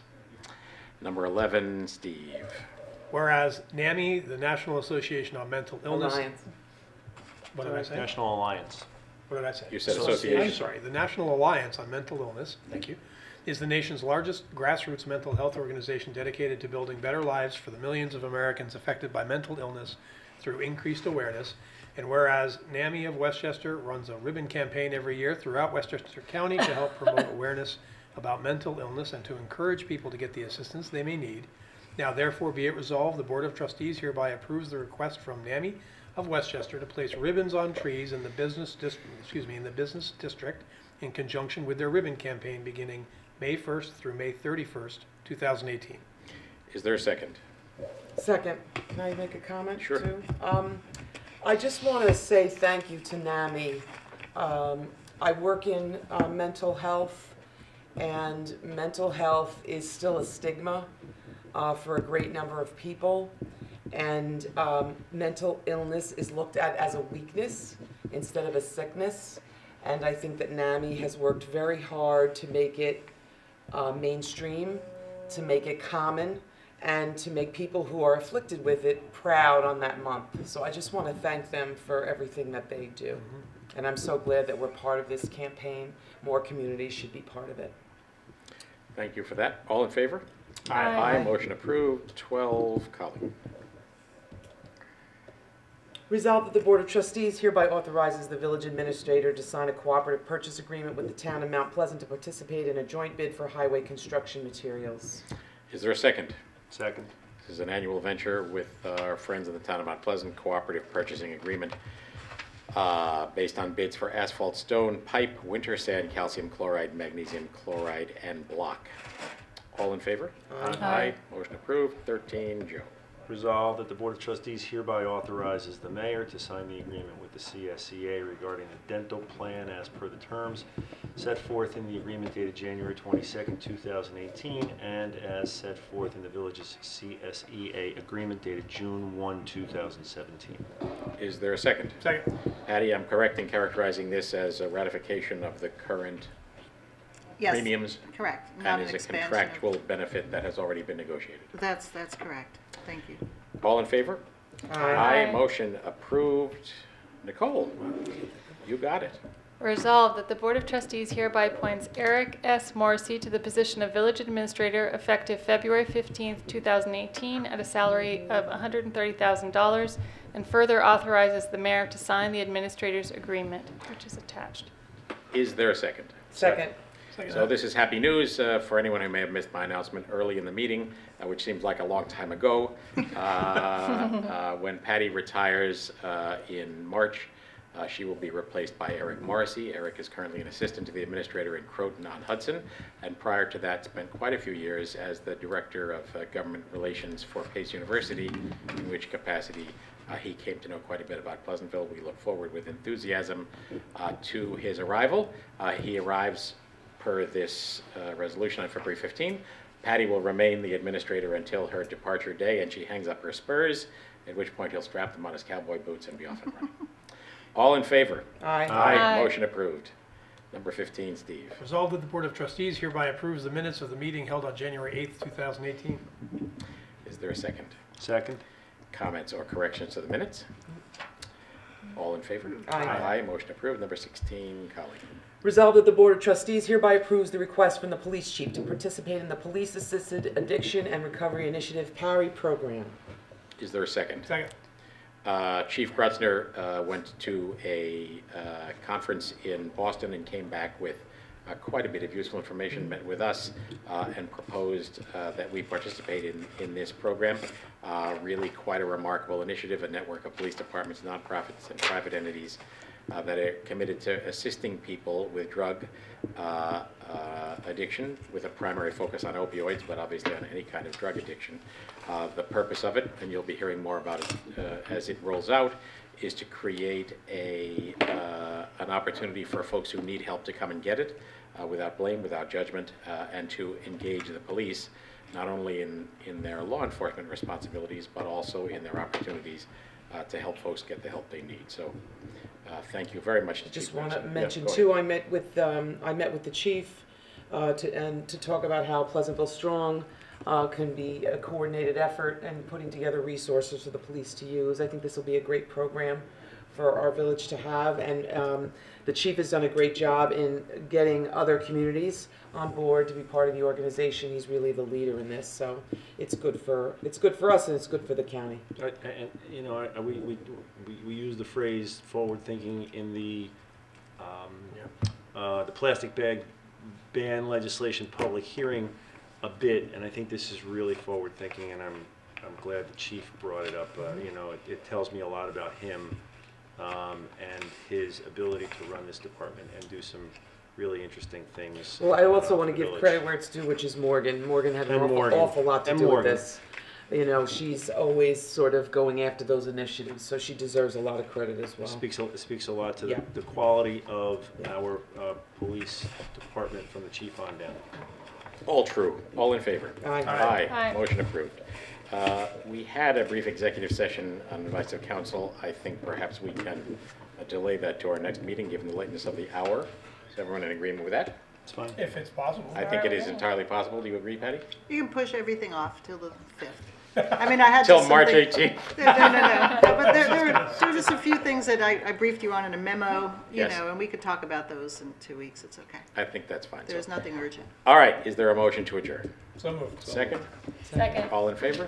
Aye. For those of you who are still with us, thank you very much. Thanks to all who participated in the public hearing Let us go. regarding Let your people go. the Thank you, plastic bag. Danielle. Thank you, Danielle.